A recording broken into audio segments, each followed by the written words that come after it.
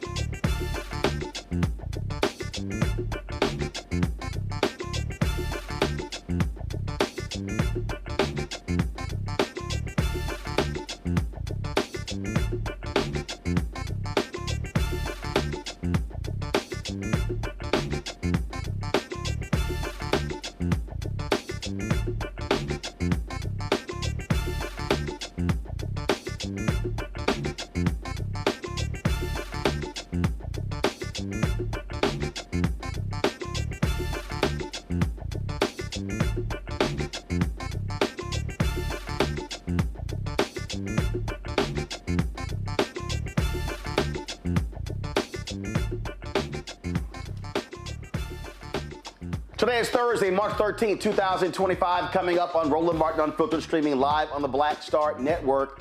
I told y'all, Donald Trump and MAGA, they detest black people. His Environmental Protection Agency is shutting down the division that helps low-income communities overwhelmed by pollution. We're joined by Dr. Mustafa Ali, who used to work at the EPA, to talk about the devastating impact this is going to have on black communities. Will Democrats in the Senate stand firm and vote against the Republicans' continuing resolution?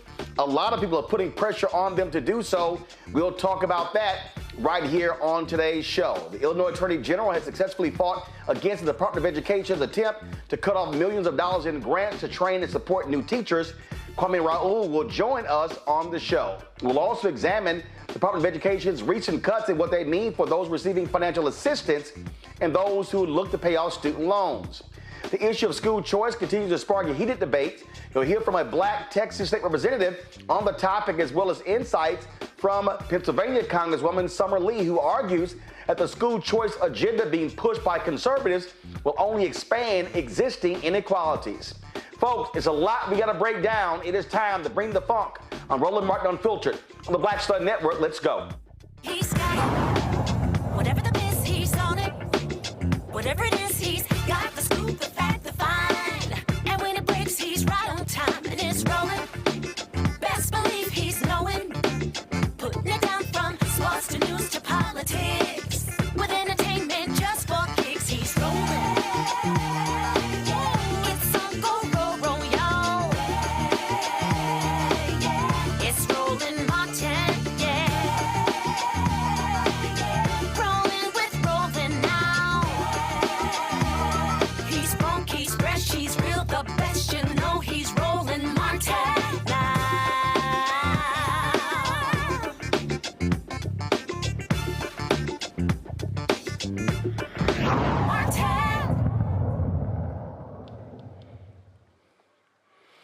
Early in the week, we told you Donald Trump's Department of Justice, they stopped the lawsuit against a petrochemical company in Louisiana's Cancer Alley. That is a 130-mile stretch and is home to more than 200 plastic manufacturing plants, chemical facilities, and oil refineries. They've released hazardous emissions that have had a devastating impact on the health of residents, including lots of black people. Well, guess what? Now, Trump's Environmental Protection Agency ain't protecting black people because they're shutting down their Environmental Justice Division. Dr. Mustafa Santiago Ali joins us right now. Of course, former worker with the Environmental Justice Department at the EPA. And the reality, Mustafa, is that Warren County, North Carolina, we were there a couple of years ago, with Michael Regan, head of the EPA. You were there as well. That is the birthplace of environmental justice. When we talk about environmental justice, this was created by black people in North Carolina in the 1970s, where the state illegally disposed of 6,000 truckloads of contaminated soil that caused cancer chemicals to just infiltrate a low-income black community. Well, as a result of this decision here, you're not going to have the protections. This is a part of MAGA's attack on DEI. Anything that says in justice, diversity, equity, inclusion doesn't matter, they're getting rid of.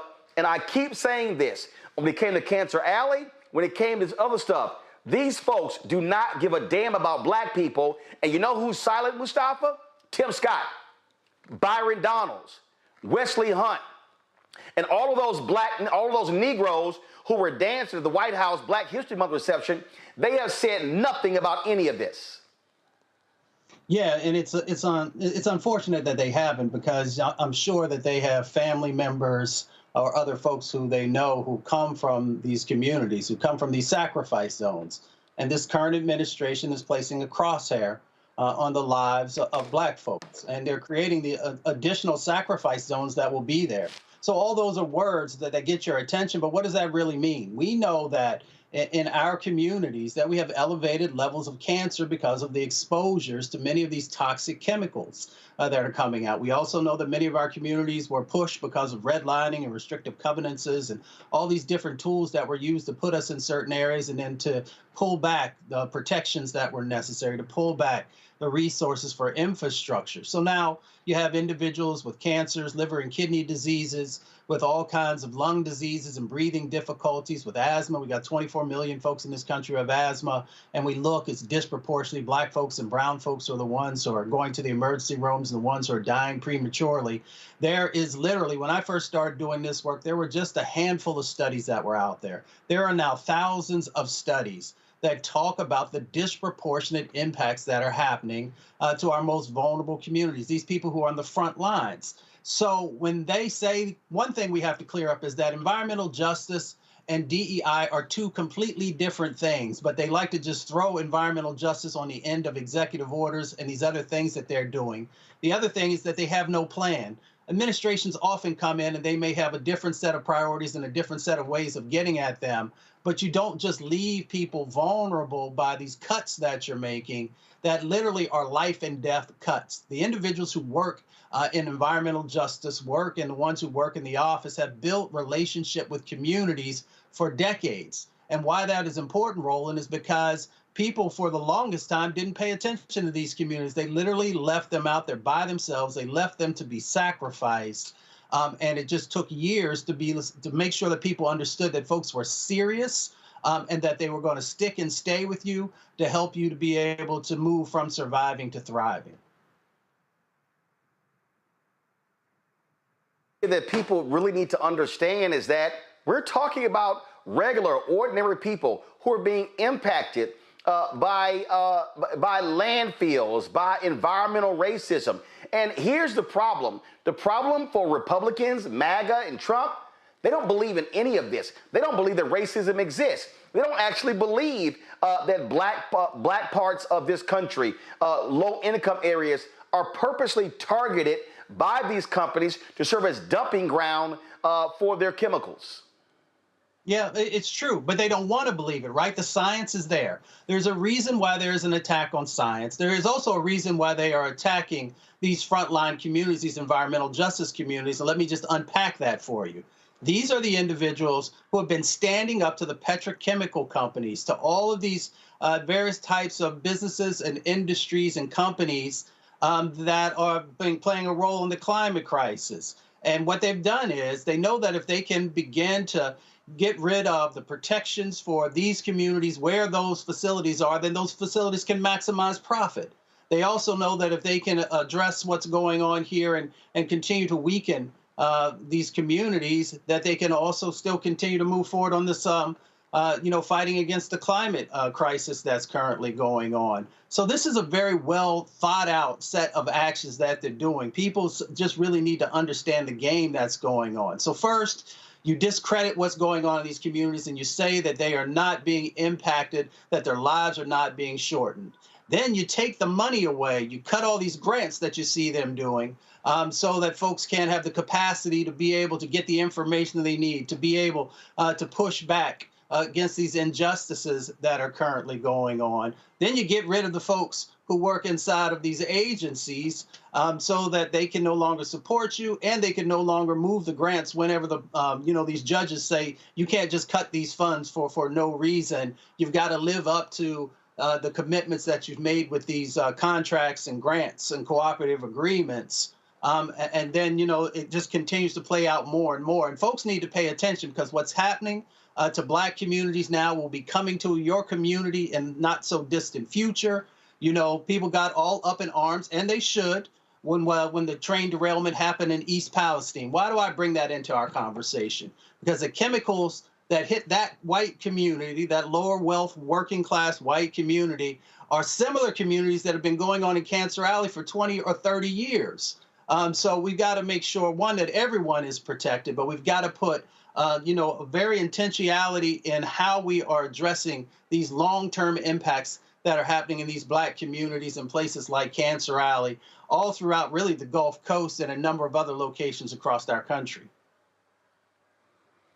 And this is a perfect example of what we're always saying: elections have consequences. And so we're talking about, being able to go after these companies in these areas. We're talking about folks being able to sue. There's so many ramifications here that people don't really understand what happens. If Black neighborhoods become dumping grounds, the federal government has basically said, hey, whatever, we don't care, because they're shutting down all 10 of the regional offices.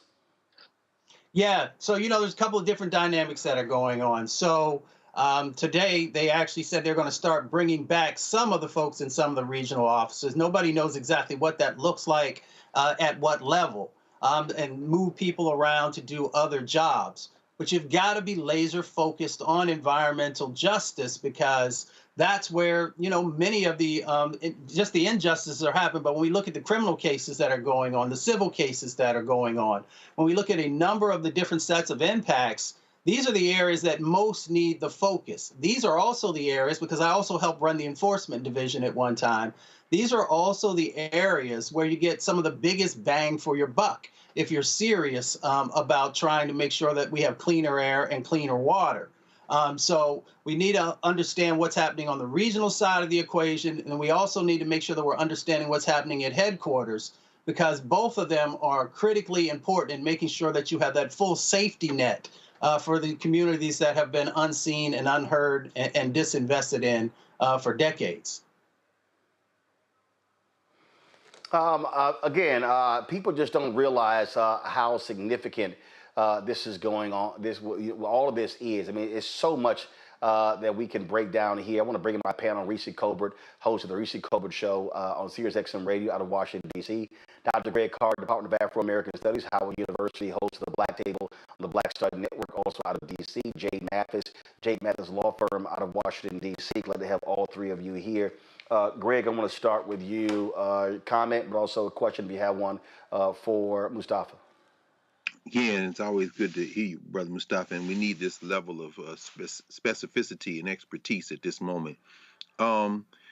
Rereading that chapter in Project 2025, you laid it out beautifully, brother. This is all about business and money, and they don't want anybody in their way. Question, since we know that they are trying to withdraw into themselves, disengage with the entire world across the spectrum, including on this issue, how do you see other countries stepping in, stepping up, forming different relationships, alliances in this moment?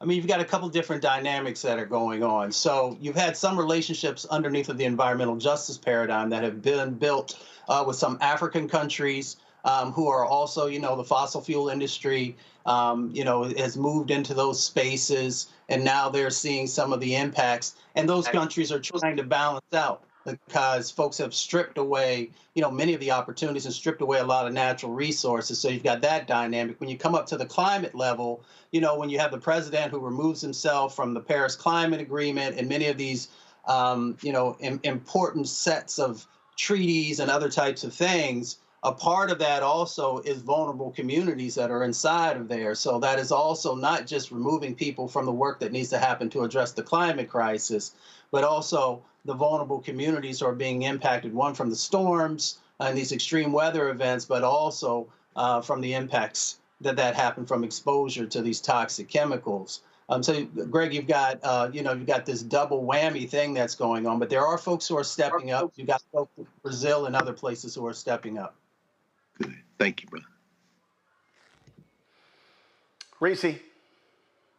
Always good to be with you, Mustafa. I'm curious about what do you think the impact of this will be on the pipeline in terms of this industry? We're seeing this administration hollowing out various industries. I know there are reports about them potentially looking to cut 50% of NASA's budget, which will decimate the aerospace industry. So I'm curious if part of this is to not just have an immediate impact in terms of the environmental justice work being done, but also to get people to perhaps reconsider going into the field around environmental justice and climate change work. Yeah, thank you, Reese, for that.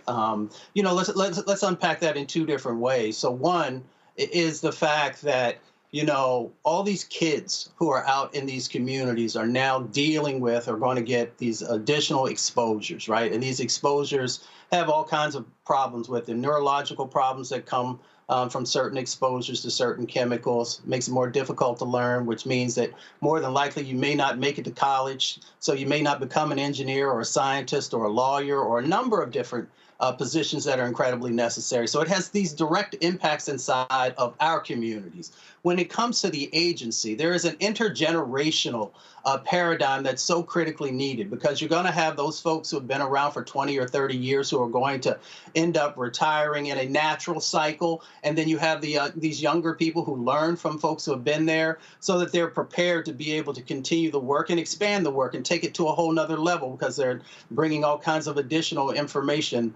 that comes through innovation and ingenuity. So you also break that bridge, if you will. So they understand this dynamic. When you see them going after folks who are probationary, and many times those are younger people who are, excited about being able to give back to their country, to take that oath and to do work that is protective. So you take that part out. And then, of course, when you look at EJ, and there are all kinds of different folks who have been working on EJ at different percentages, it helps to make sure that it's fully integrated. So there's intentionality in, these cuts that they're making, understanding that not only in this moment does it have impacts, but it has impacts for decades to come. Jade? Yeah, thank you for having me, Roland. So for 3 years, I worked with the National Institute of Health, and I worked on their All of Us research program. And we traveled to marginalized communities, particularly in southern states like Texas, Mississippi, North Carolina, where there are a lot of health impacts, as you said, people who live in those environments and that have those polluted communities, right? And I saw firsthand how many people were diagnosed with cancer, how many babies were diagnosed with asthma, right? And unfortunately, as you said as well, how many psychological conditions. And what we were doing at that time was working with physicians and clinicians and researchers to find cures for these conditions, right? That's precision medicine for our community. But one of the main things that I noticed during that is that we already know there's a big, huge mistrust in our community when it comes to medicine and physicians and that type of thing. Do you think that this just made the mistrust even worse with those states or our community and marginalized community? Oh, without a doubt. I mean, again, it takes time to build trust. And once you've severed that trust, we know how easy it is, right? To no longer have faith in the government, whether you're talking about the federal government, state government, or local governments. So they understand that all of these cuts that they're making, when I say cuts, not just cuts to budgets, I want you to think about it in each and every aspect of a relationship with a government. They know what they're doing. So not only does it break the trust, but it also is going to impact long-term people's health. Because if you really start to unpack this stuff, and Roland is one of the only places that is actually talking about environmental injustice, environmental racism of all the media networks that are out there, and they're making a big mistake by not focusing here, because you also see that they're making cuts to a number of the universities and research entities as well. And if they can do that, that means that when Black folks and brown folks bring information forward through community-based knowledge, that now folks no longer also can help to validate that through some of the universities, because many communities don't have the capacity to do full-out, multi-year studies. So they understand this game that they're doing. And of course, it's also related to other issues. But environmental justice talks about economics, talks about transportation, talks about housing, talks about our public health. It talks about, even though it's not an official component of it, about generational wealth, because they know that if they can devalue the land, then our people, can no longer afford sometimes to be there, can't afford the additional infrastructure. So then they have the ability, as we see with the stock market stuff that's going on, for people to then be able to swoop in and purchase the land for cheap. Because they know our housing values won't go in. They know that if you're poisoning the land, that our folks who are traditionally folks who grew their own food can no longer grow their own food because they're now planting stuff in toxic lands. So we've just got to understand, sister, the whole totality of what's going on, and help people also to understand not just the impact side of this equation, but also the opportunity side of the equation. We need to be highlighting all these amazing organizations, some for years with shoestrings, that have been able to make real change happen. And in the last administration was the first time there was ever any significant resources that actually went back into our communities, our tax dollars actually making it back into our communities, because for decades upon decades before then, people were poisoning us and at the same time extracting dollars out of our community. We've got a chance now to really put a spotlight on what's going on, both the injustice side of what this administration is doing, but also highlight all the amazing folks on the ground who've been able to make some positive moves and positive change. But, if you continue to just place these types of burdens on people's backs, eventually, even though we are a resilient people, we can only do but so much.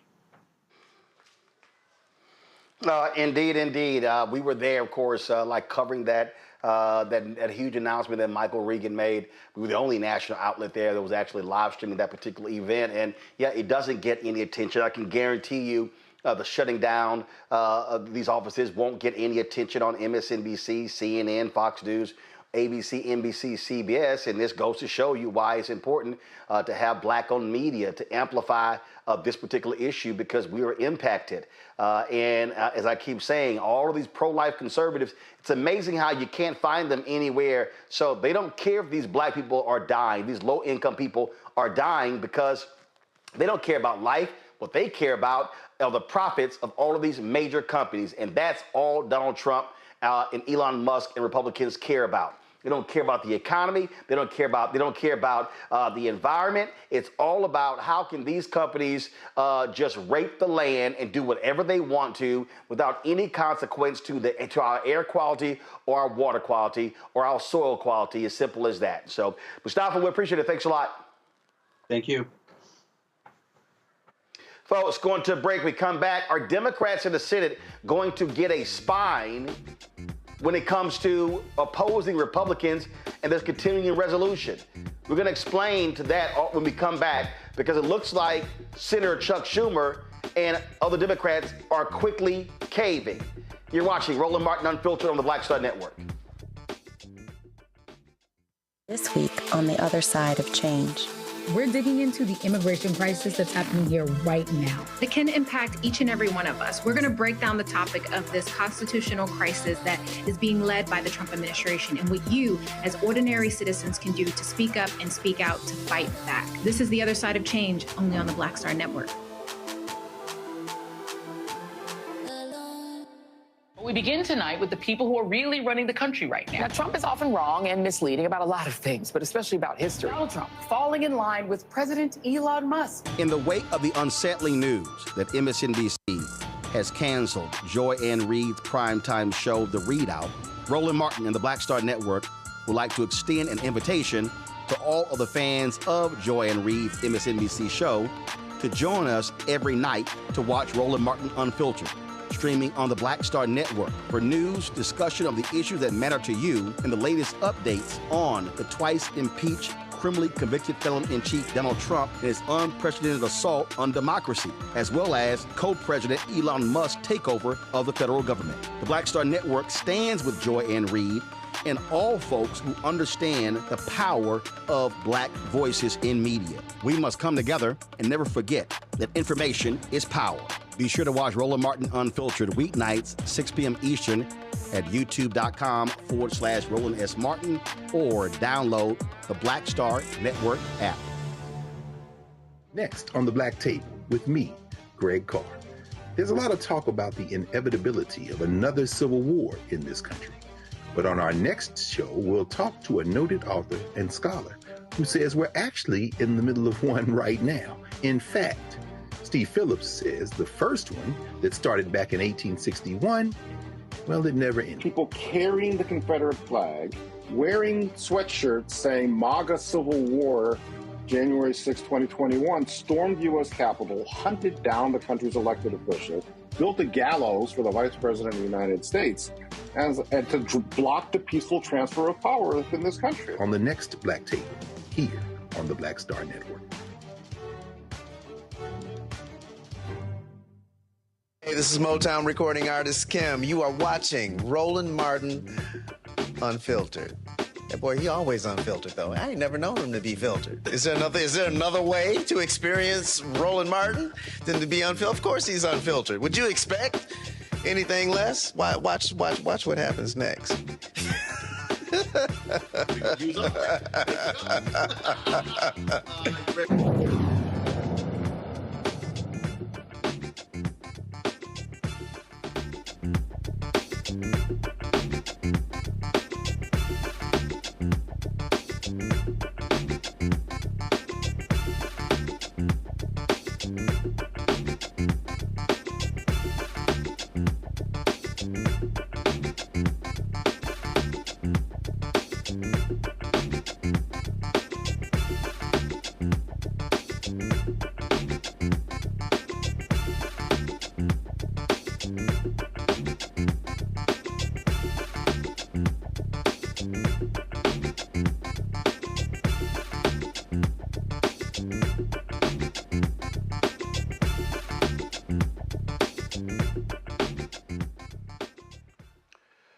There's a massive teacher shortage in the United States, and a move by MAGA and DOJ is going to make this worse. The Department of Education last month abruptly cut off millions of dollars in grants meant to train and support new teachers. This directly impacts schools, universities, and aspiring educators, especially in areas like math, science, and special education. Now, a group of state attorneys general, including Illinois Attorney General Kwame Raoul, they filed a lawsuit and secured a court order to block the cuts while the case proceeds. Kwame Raoul joins us right now. Glad to have him here. AG Raoul, first and foremost, the impetus, your impetus and the other AGs for filing this lawsuit. Well, first off, it's a continuation of illegal acts by the federal government, government overreach. Certainly they have a right to govern, but Congress has enacted certain legislation to allow for the Department of Education to offer grants such as these teacher quality partnership grants. 1 in 8 teacher positions are either vacant or filled by uncertified teachers. So the investment in training a pipeline of teachers is a critical investment, certainly for communities in the state of Illinois and throughout the country. And again, the cuts are just made willy-nilly as if we don't have a serious need to incentivize folks to teach. Yeah, that's right. This is, there are certain universities, you've been in Chicago before. So, Chicago State University, University of Illinois, Chicago, DePaul University are partnering with school districts to make sure that they're training teachers and giving teachers a hands-on experience in some of our most vulnerable school districts. these actions that are being taken are having dramatic impact on our most vulnerable citizens, our young students. And I'm fine with government efficiency, tighten up your belt, but disinvesting where investment is needed most is not a wise approach to governing. So you have a temporary hold right now. It's obviously going to make its way. Republicans, their whole goal is for everything to go to the United States Supreme Court. That's really what their aim is, because they think the 6-3 conservative majority is going to rule in their favor every time. Well, yeah, Roland, they're throwing up as much against the wall. They've made clear their intention. In fact, we filed another lawsuit today to fight the effective dismantling of the Department of Education. They've done these mass reduction in forces that undermines the ability for the Department of Education to function. So they're trying everything in an illegal manner. It's important to note that this is an illegal manner. There's a separation of powers. Congress created the Department of Education. The executive branch cannot just, by way of reduction in force, take apart what Congress put in place. So next steps, and what do you want from the public to do? Well, I want the public to be alerted. So part of the problem with all of these actions, Roland, is that it creates a lot of confusion for the public. What the Trump administration is doing, they're giving everybody somebody to hate, whether it's who's on your sports team, who's in your bathroom, whether it's blaming somebody of color for you not having an opportunity in a higher education institution or on the job, or blaming an immigrant. They're focusing so many people on hating somebody else that people are not realizing how they're being harmed. Everybody relies on the Department of Education. Everybody should have an interest in making sure there are adequate a number of teachers to teach our students. Everybody should make sure that we have a Department of Education to make sure that people who are applying for financial aid can have their financial aid process, to make sure that people who may feel that they're being discriminated against can rely on the Office of Civil Rights within the Department of Education to redress their claims. But if you've laid off all the people there, that's not going to happen. So that's effectively taking away the Department of Education. If they want to take away the Department of Education, they've got to do so through Congress. But I don't think they would have the votes to do so. So they're effectively trying to do it this way. So I want people to be alerted by the ways that they're being hurt. And this is not, I'm a Democrat, but not just Democrats. This administration is hurting Republicans just as much as they're hurting Democrats. And I just want people to wake up and be aware. Oh, absolutely, absolutely. Let's go to my panel. Questions for the Attorney General. Jay, you're first.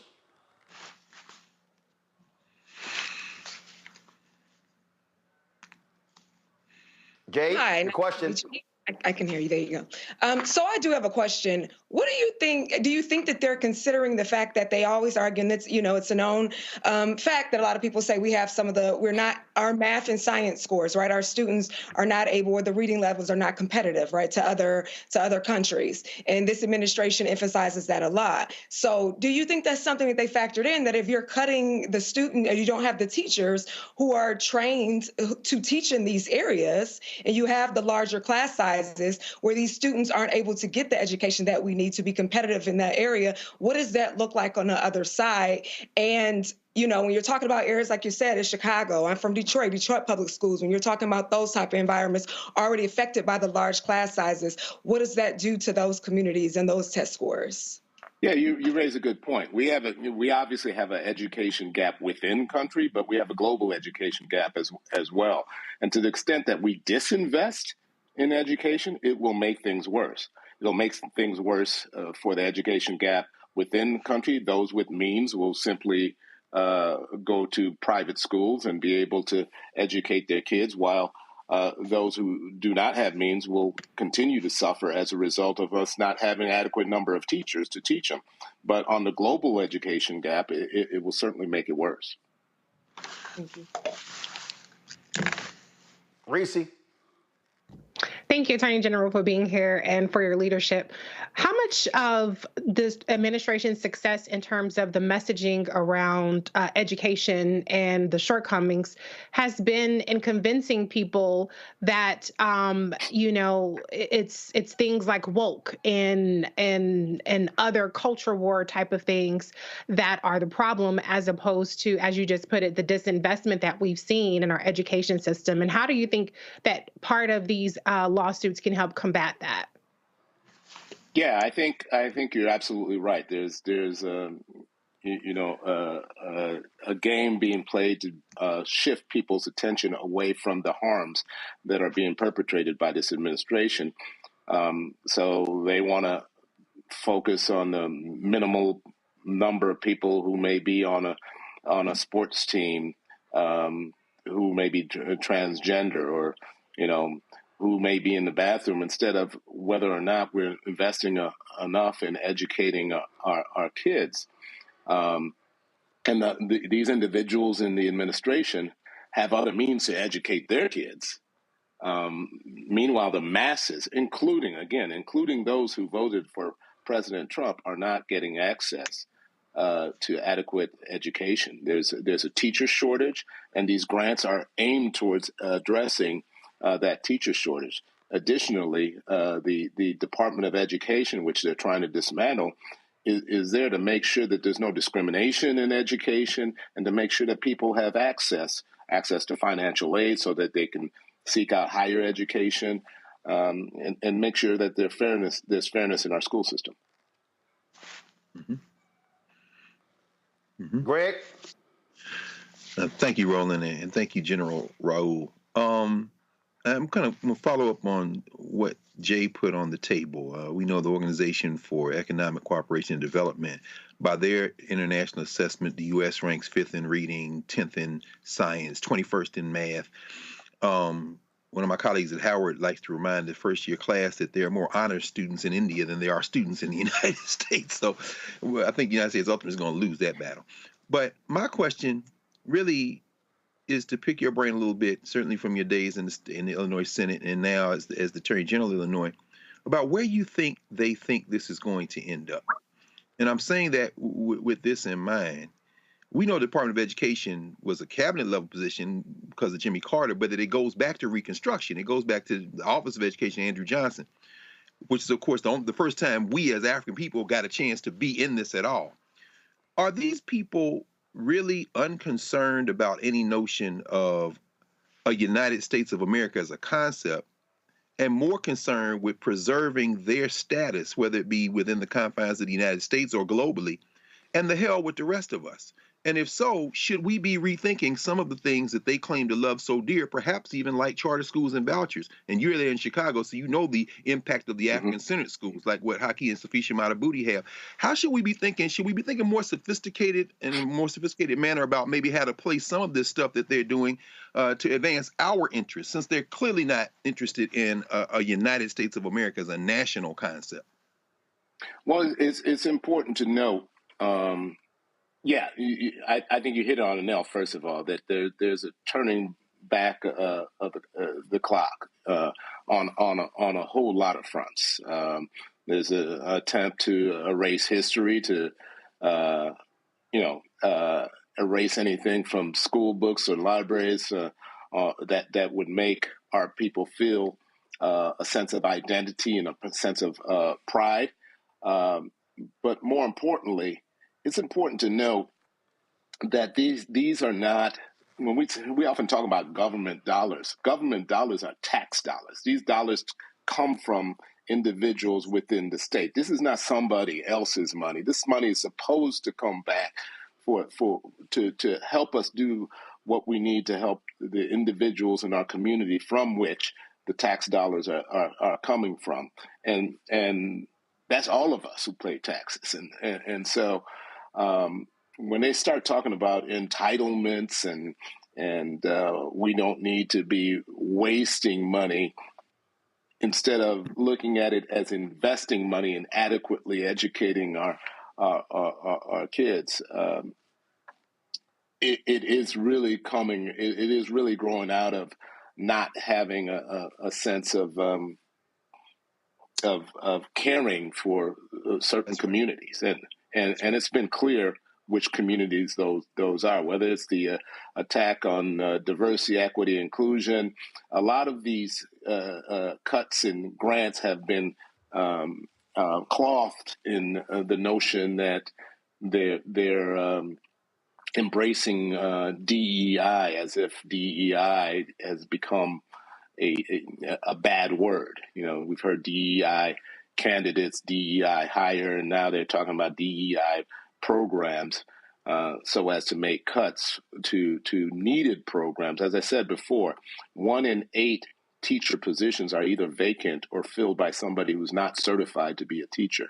That is a bad situation given the education gap that you all talked about globally, and certainly the education gap that we have within the nation between races.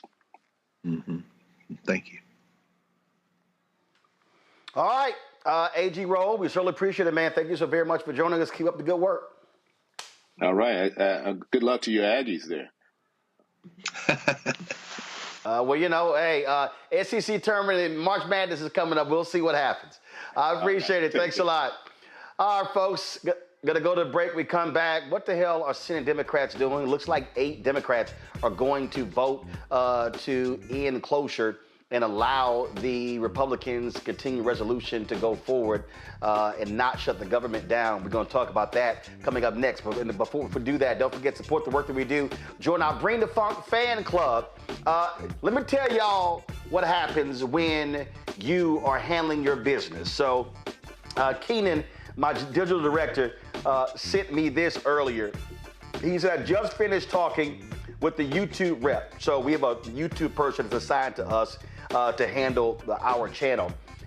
He said the State of Our Union live stream came in at number 5 of all of the live broadcasts on March 4th covering Trump's address. Only major broadcasters had higher numbers than the Blackstar Network. Number 1 was Live Now from Fox News, the White House. Fox News was number 3, Associated Press was 4, and our channel was number 5. He said they have never seen anything like this. And so, folks, that's the power of Black-owned media. And so when you support this show and this network, that's what we're making possible. We don't have millionaires and billionaires cutting us checks. We're just out here doing the work every single day. And again, doing amazing things. And that was all organic. We didn't have a publicist sending stuff out. We didn't sit here and we were, buying ads and billboards and promos, things along those lines. That was regular, ordinary folk just sending a text message around. That thing went all around the country in all family chats. And at one point, we had 250,000 people watching us live that night. And we didn't even show the speech of the twice impeached, criminally convicted felon-in-chief, Donald the Con Man Trump. And so that shows you the power of African Americans when we unify. So y'all want to support us? Join our Bring the Funk fan club. There are multiple ways that you can give. If you want to give via Cash App or credit card, this is the QR code for Stripe. It's right here. Just click the Cash App Pay button to contribute. Also, so you can see your check and money order to P.O. Box 57196, Washington, D.C. 20037-0196. PayPal is R. Martin Unfiltered. And when you see it, it's going to say New Vision Media. That's the parent company, y'all, so don't be afraid. So R. Martin Unfiltered. Venmo is RM Unfiltered. Zelle, Roland at RolandSMartin.com. Roland at RolandMartinUnfiltered.com. We'll be right back. Hello, I'm Isaac Hayes III, founder and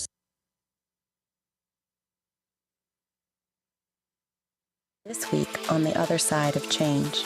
We're digging into the immigration crisis that's happening here right now. That can impact each and every one of us. We're going to break down the topic of this constitutional crisis that is being led by the Trump administration and what you, as ordinary citizens, can do to speak up and speak out to fight back. This is The Other Side of Change, only on the Blackstar Network.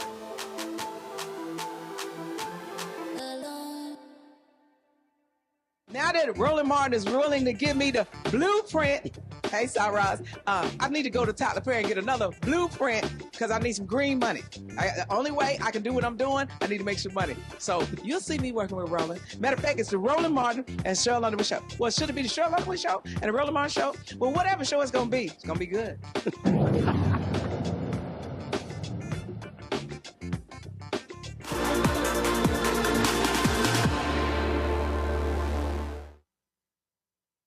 Southern border are through the mail over the last couple of years. Live 50,000 pounds of is the enough United to States produce Senate, where they are, of course, debating the continuing resolution to keep the government open. It was passed in the House, and what they did is the Republicans had a recess. They all left town to force the Senate to vote by Friday. And they think this was their way of, of forcing them to actually step up. A day ago, 23 hours ago, Senator Chuck Schumer signaled that Democrats were not going to support this, that Republicans did not have the vote. That seemed to really be a ruse. We now have Schumer in a closed-door session announced that he was indeed going to vote for it, along with Senators John Fetterman, King, Peters, Schatz, Gillibrand, Shaheen, Cortez, Masto. And so what the hell is going on? I'm going to go to my panel. I'm going to start with you, Reese. A lot of people have been demanding, House members, Congresswoman Alexandria Ocasio-Cortez and others have been putting pressure on these Senate Dems saying, man, stand the hell up. That you're making it worse. Even Senator Cory Booker said that if they vote for this continuing resolution, they're giving, the White House, giving MAGA more power to screw over the American people. Other reports say that Elon Musk say, hey, sure, let's have a government shutdown. It's going to be easier for us to get rid of federal workers. But if you're going to vote for it, what the hell was that BS 24 hours ago making a big grand stand that, oh no, Democrats are not going to support this Republican measure? Child, the cavalry is not coming. And so, you know what? If Dems are too fucking incompetent and flailing to negotiate and extract any kind of concessions for their votes for this continuing resolution, then I'm not confident in what they would have been able to do if we did shut down. So if you can't do shit, then just, I guess, let's just throw in a towel right now. I just don't have any faith in their ability to really see us through this crisis, to be that resistance, and to really extract anything meaningful out of it. And we know that Republicans have gamed this out multiple ways of what kind of damage they were going to inflict with a government shutdown. And so if you're not up to the task, you're not up to the task. So, it's disappointing, obviously, that they're so that they've been caught so flat-footed in this situation. We know when the funding is going to run out. I don't know why. Every time it's a fucking crises for Democrats, like they're caught off guard. It's just terrible leadership. But this is the cards that we've been dealt. And so I guess we're just going to have to see what more the Republicans have in store for us. But I'm not entirely upset about them moving forward because I never heard a plan of how to get out of the shutdown.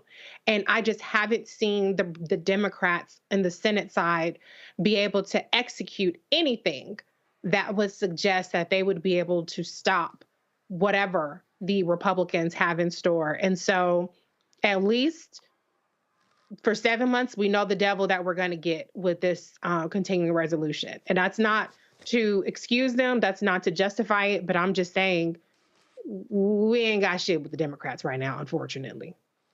And they're showing that, especially. Jade, this is the Wall Street Journal. They said the headline was Democrats clear way for GOP bill ending threat of shutdown.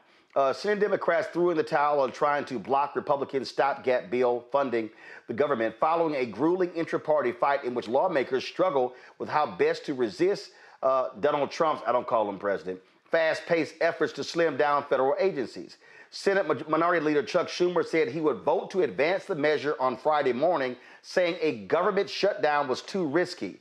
Earlier in a closed-door lunch, he also said that enough Democrats would join him to help Republicans clear the chamber's critical 60-vote hurdle people familiar with the matter said, quote, I will vote to keep the government open and not shut it down, Schumer said on the Senate floor, characterizing Democrats' alternatives as a Hobson's choice with no good option.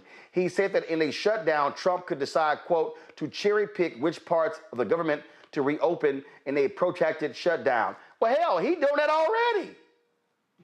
Yes, Roland. And you know what? I never thought I'll see the day when, especially under this administration, the Democrats will be working with the ops, because that's essentially what they're doing, right? And if you're scared, go home. And as the previous commentator said, I'm actually more scared at their poor decision-making skills and how easy you'll back down. So maybe the shut thing is the best thing to do.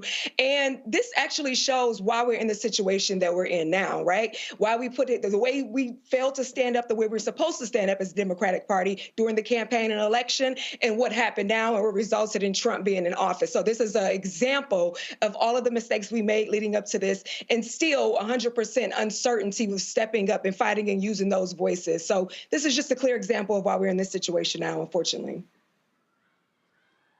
Greg, this is what, again, I'm reading the rest of this journal story. It said Democratic senators also worried that a shutdown, rather than forcing Republicans to the table, would simply play into Trump's hands, potentially giving him enhanced power to shutter more parts of the federal government for good with no obvious way out. This is Senator Jeff Merkley of Oregon, posted a video on Twitter. You don't stop a bully by handing over your lunch money, and you don't stop tyrant Trump by giving him more power.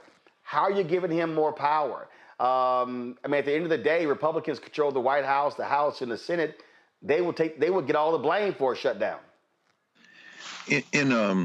Sure, in a society where people are intelligent, but we live in an idiocracy. They have a propaganda machine that is in full steam right now. The New York Times hasn't dropped that headline that you're reading from the Wall Street Journal yet, which leads me to believe, at least in part, that they may be still enough wavering for the propaganda units like Rupert Murdoch's Wall Street Journal to try to drop this as inevitable. That having been said, they probably will vote for it. And Cory Booker is right, and so is Jeff Merkel. Oh, well, Jeff Merkel's not saying that. Lisa Blunt Rochester just dropped a video where she says she's not going to vote yes. But it is indeed a Hobson's choice. If they were not to vote, and if the government was shut down, I think that would give the fascist Elon Musk more leeway. They would use that as an opportunity to accelerate some things that I think, as the courts continue to play out, and we just saw the judge ordering thousands more workers reinstated, even as we've just seen since this afternoon that the birthright citizenship case is now going to be heard by the Supreme Court. If you shut the government down, then it is potentially more havoc that they're going to wreak. And as this thing is playing out, what we're seeing is the courts are at least beginning to show some signs of resistance in life. Now, I said all that as a backdrop to this. The elections in a year and a half, 2 years, the Senate elections don't look that good. Jeanne Shaheen has said she's not going to run again. You know, there are a couple of competitive district states, North Carolina being one, but the map doesn't look good for the Democrats. If you don't allow the government to be shut down, then you take away from the Republicans their propaganda to say the Democrats did it, and there are enough stupid people in the United States to absolutely repeat that, including too many of people who look like us. And you allow this other process to play out. Finally, the Democratic Party hasn't existed since the insurgent efforts of black folk back in '64 at the convention, and then the Voting Rights Act of '65, and then the last watershed moment, which was the Jackson campaigns of '84 and '88, at which point Bill Clinton, Joe Biden, and the rest of them decide to become the Republican light party and continue to allow us to play along by telling us that they're the only home that we have. That kind of remains true, but any insurgents that would expect all the Democrats to act in the same way flies in the face of the reality that there hasn't been a Democratic Party like the one that we would support to advance our interests really since the late 1980s. Well, it is. I mean, look. Here's the thing here that that Democrats have to really understand that's at play here, and that is, you got elections next year. You got House seats, you got Senate seats. You kind of need to have your base fired up and ready to go. That ain't what I'm seeing and feeling, Jade. I mean, I'm not getting that sense. And I think the politicians in D.C.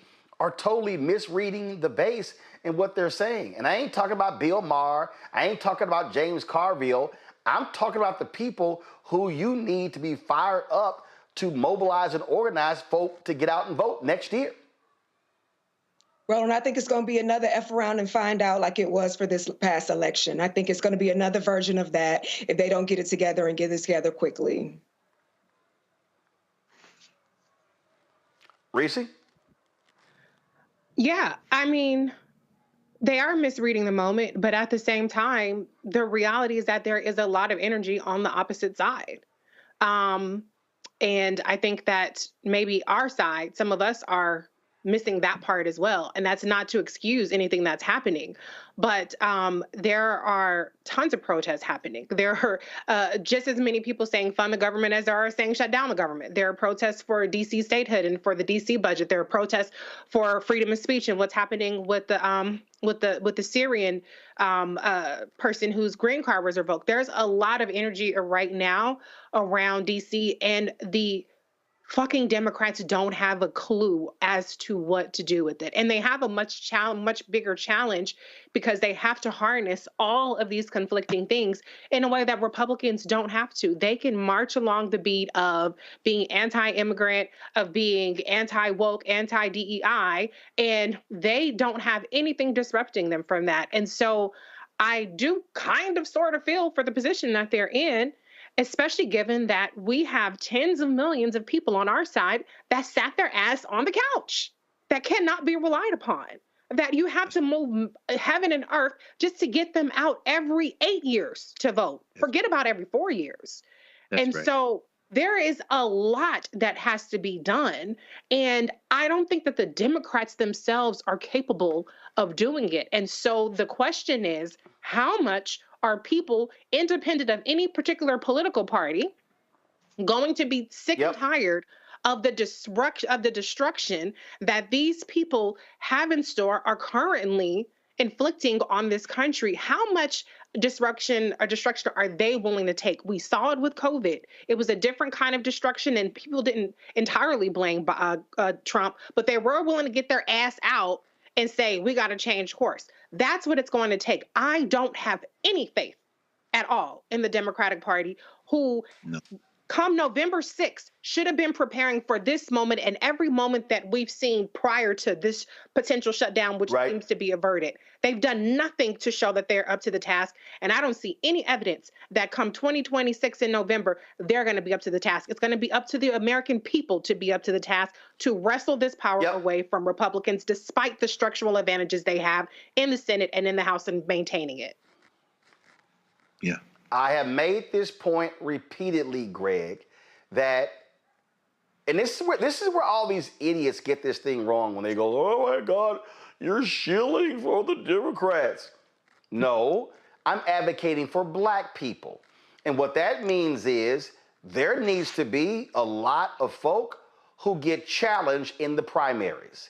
That means that, and this is what I have been saying this for years, that people, we have to be organizing and mobilizing ourselves. How many times have I said, don't send money to campaigns, send that to third-party grassroots groups?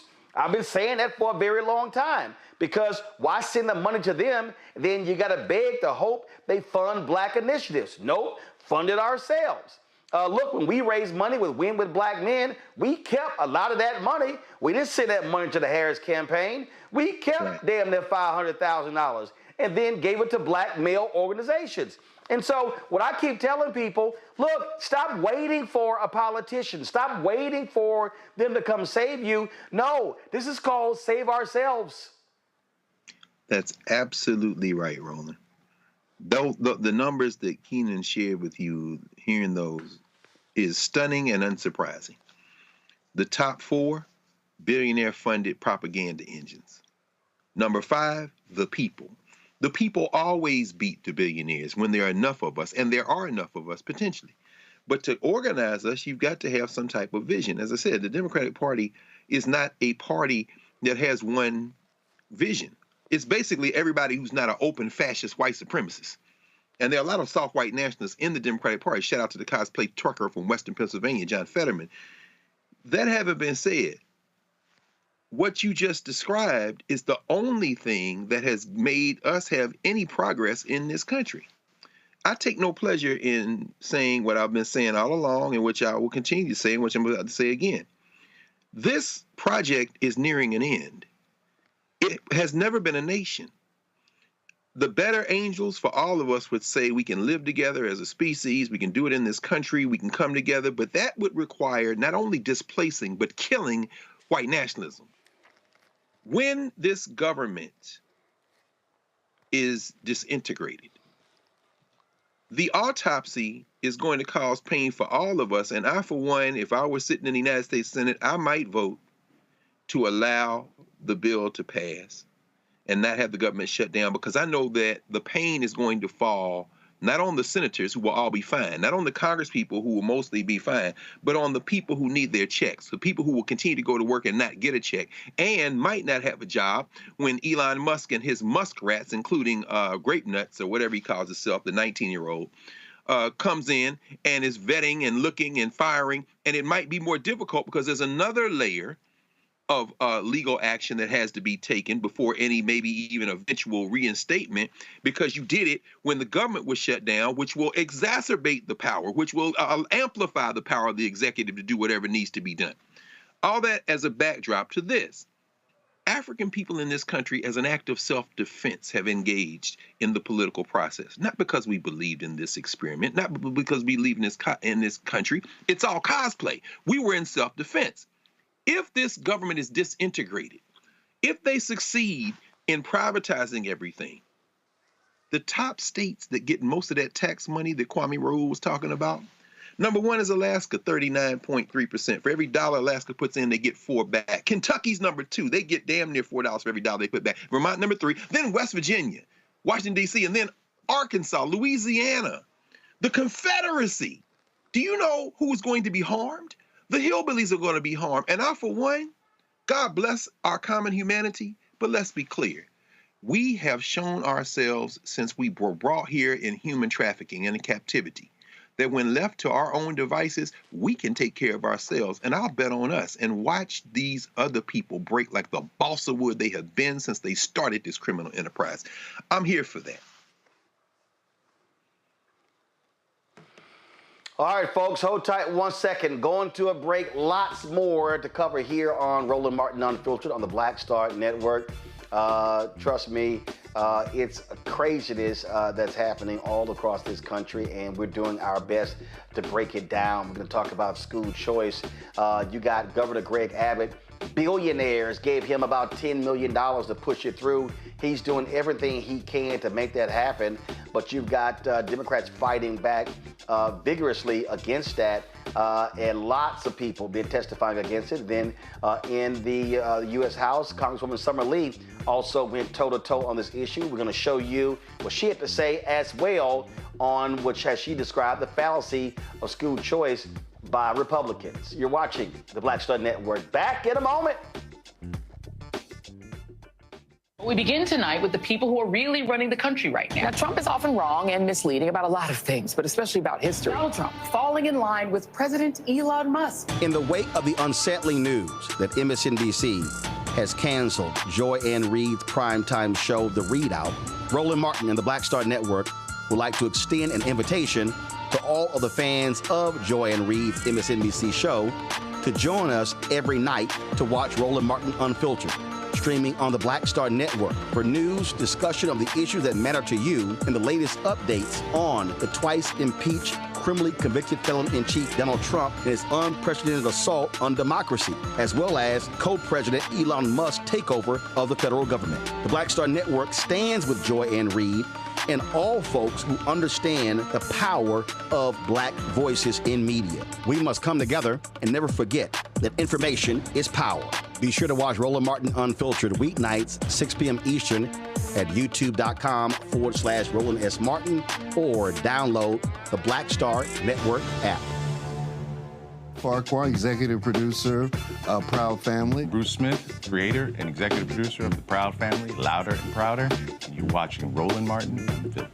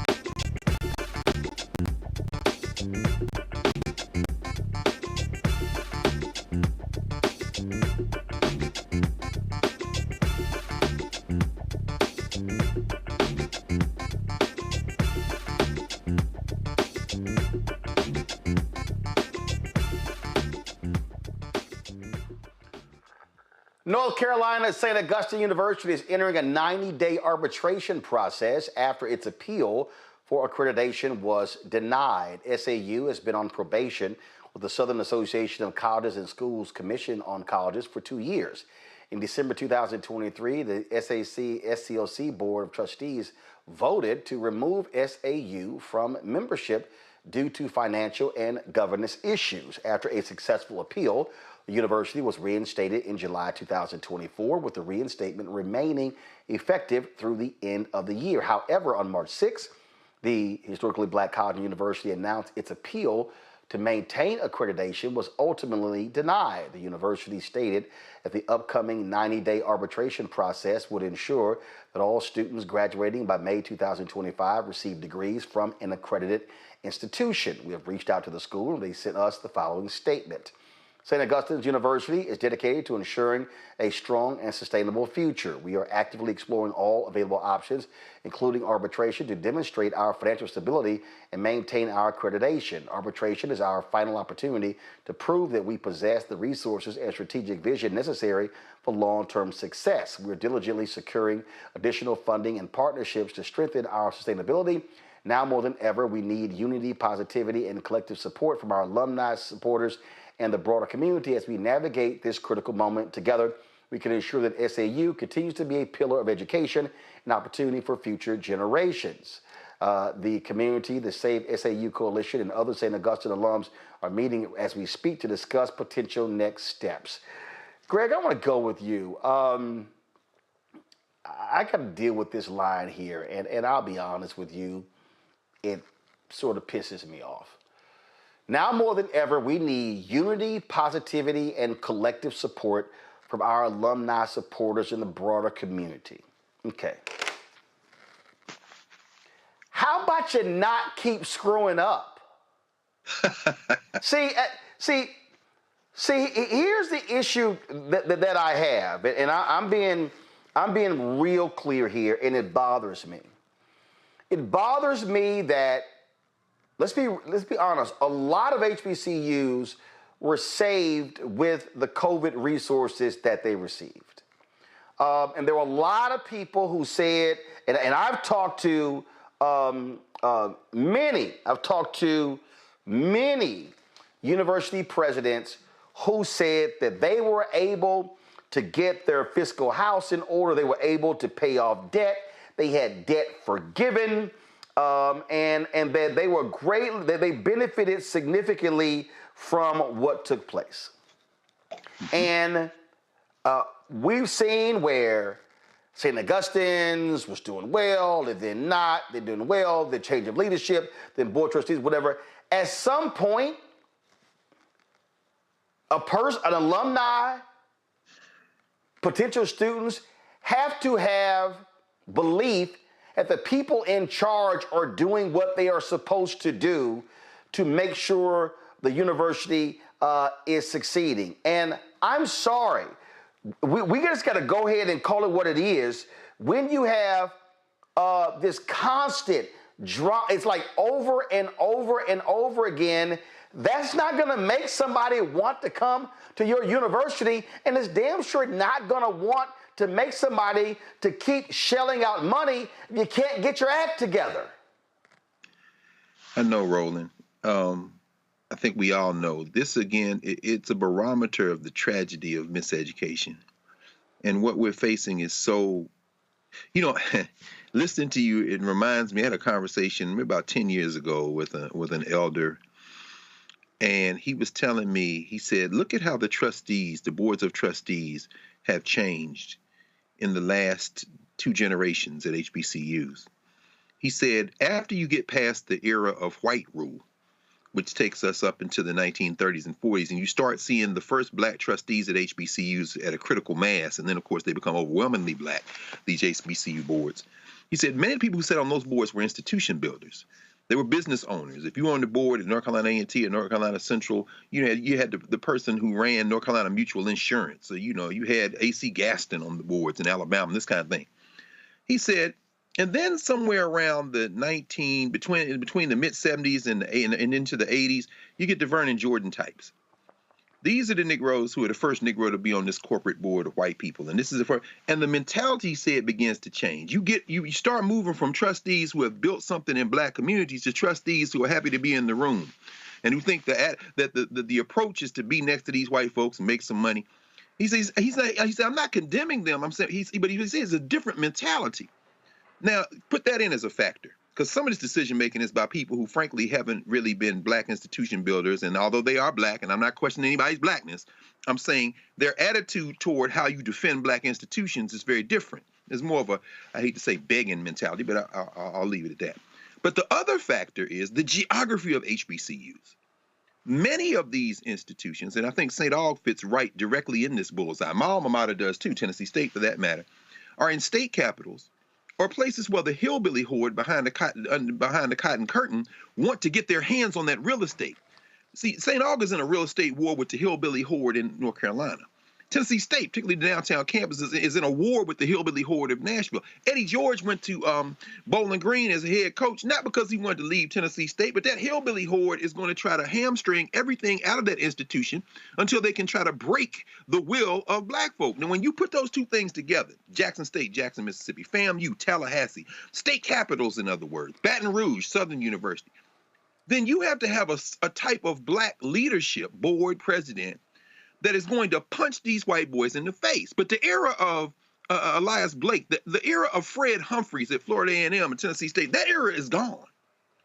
And what you are increasingly seeing in terms of HBCU leadership is black folk who want the best for the race, but who quite frankly are a little scared and a little timid.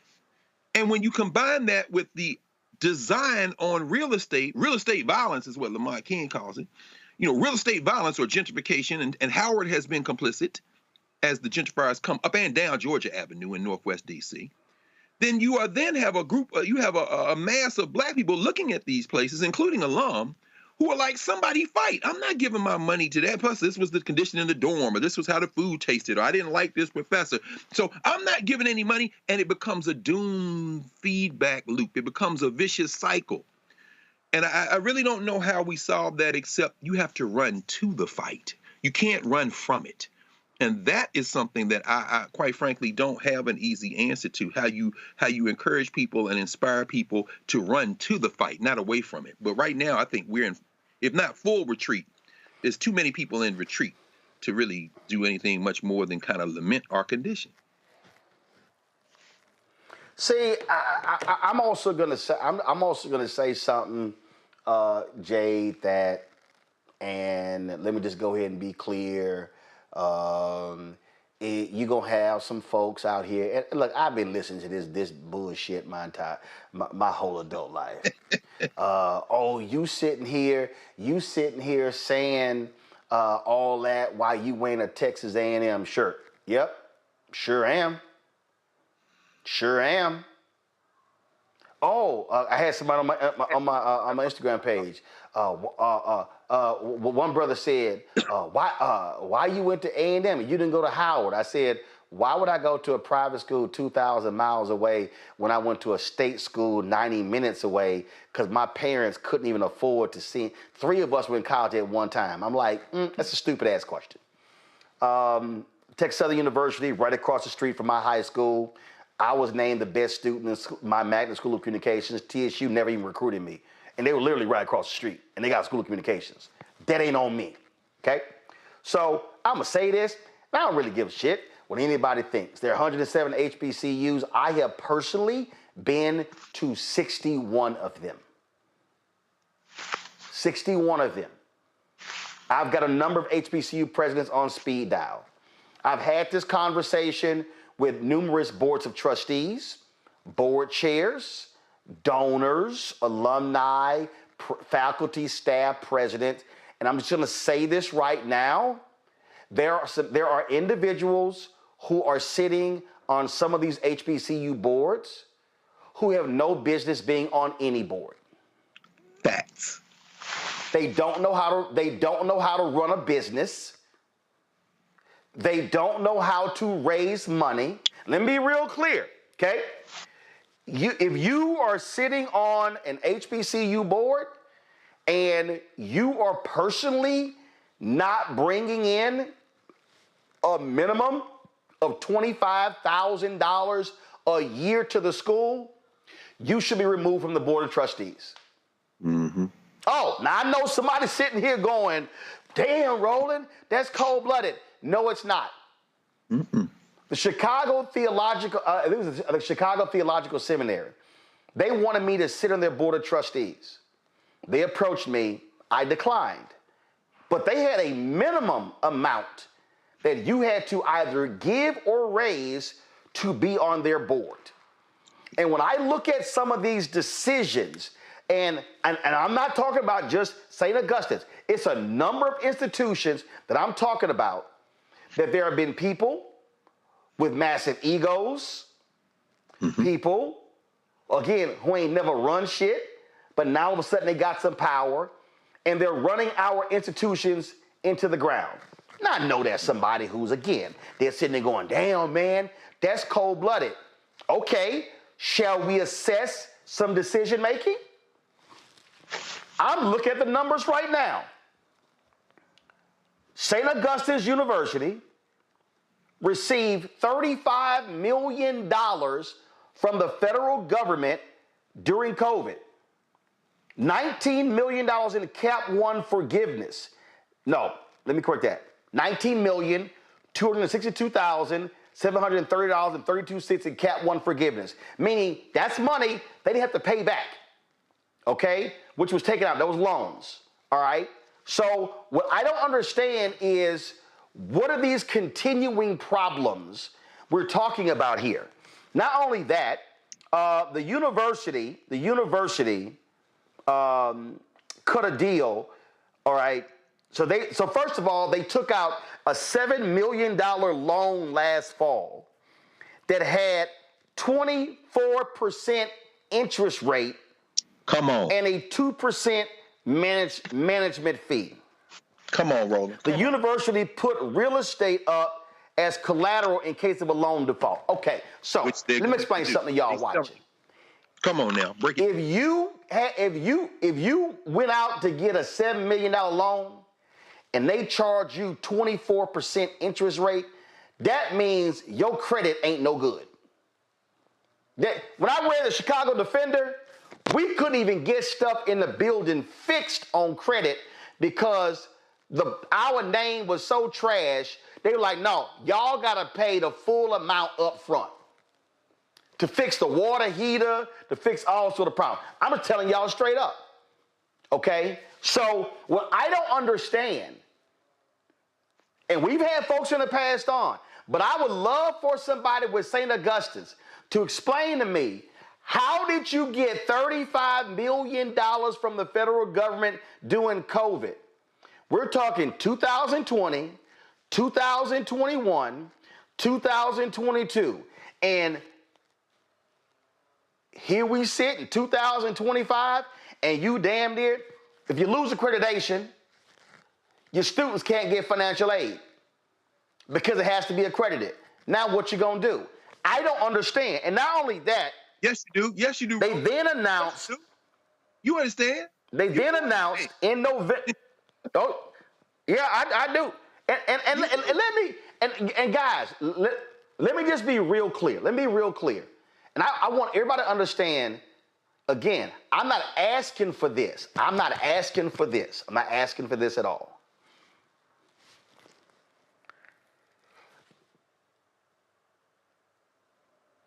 I've actually never had a single HBCU approach me about sitting on a board of trustees. Now, let me be real clear. Let me be real clear. Let me be real clear. I want to be real clear. I'm not begging anybody to do it. I'm not asking anybody to do it. But here's the point I need y'all to understand the point I'm trying to make. You pick folks to sit on your boards, not necessarily because they are a graduate of the institution. You seek people for your boards who have relationships that can benefit the university in terms of fundraising, sponsorship, being able to generate corporate dollars for schools. Y'all, I'm just being straight up. When Fisk University fired Dr. Van Newkirk, I did a video and I went off on him. Within 15 minutes, boy, I got an Instagram DM, the board chair would like to talk to you. So I get this email. And the board chair says he's an alpha and he's also in the boule. And I'm sitting there going, okay, that's great, but that don't mean damn thing to me because of my criticism. And so he said to me in the letter, in the email he sent me that, the criticism that I levied against Fisk could have negative ramifications on schools for a long time. I said, no. You having 7 university presidents in 22 years could have negative ramifications on your university. I said and one of them served like 7 years, that was Hazel O'Leary. So that means you had 6 presidents in 15 years. And I said point blank, I said, hey, if you have 6 presidents in 15 years, either your board has no idea on how to pick presidents, or your board ain't got no idea what the hell they doing. And all I'm saying is, I'm going to go to Jade, then I'm going to go to Reese. I'm reading this story from Inside Higher Ed. It said, in November, SAU officials also struck a $70 million deal with 50+1 Sports, a fledgling Florida company, to lease its campus and develop university property for 99 years. That's it. The deal would have provided a much-needed financial lifeline for the cash-strapped university that needs to urgently fix its finances before the accreditation review. Guess what? The North Carolina Attorney General's office, which reviewed the deal due to state law on the transfer of assets from a nonprofit, announced it would not approve the arrangement with 50+1 Sports as written due to a lack of, quote, sufficient documentation to support the proposal and concerns that the payout, quote, is too low to justify transfer of the lease rights for SAU's campus, which is appraised at $198 million. The Attorney General's office also expressed concerns about SAU's, quote, ability to continue to operate. Now, Jade, this is just how Roland just looks at this here. Mm-hmm. If Roland is sitting in a room with St. Augustine's officials and your accreditation is about to you're about to lose it. I'm sitting here, I just do basic math. Forgive me, I never understood trigonometry. I never understood geometry. I never understood algebra. But you know what I do understand? 5 plus 5, 5 times 5, 5 times 50, 500 times. See, I know basic ass math.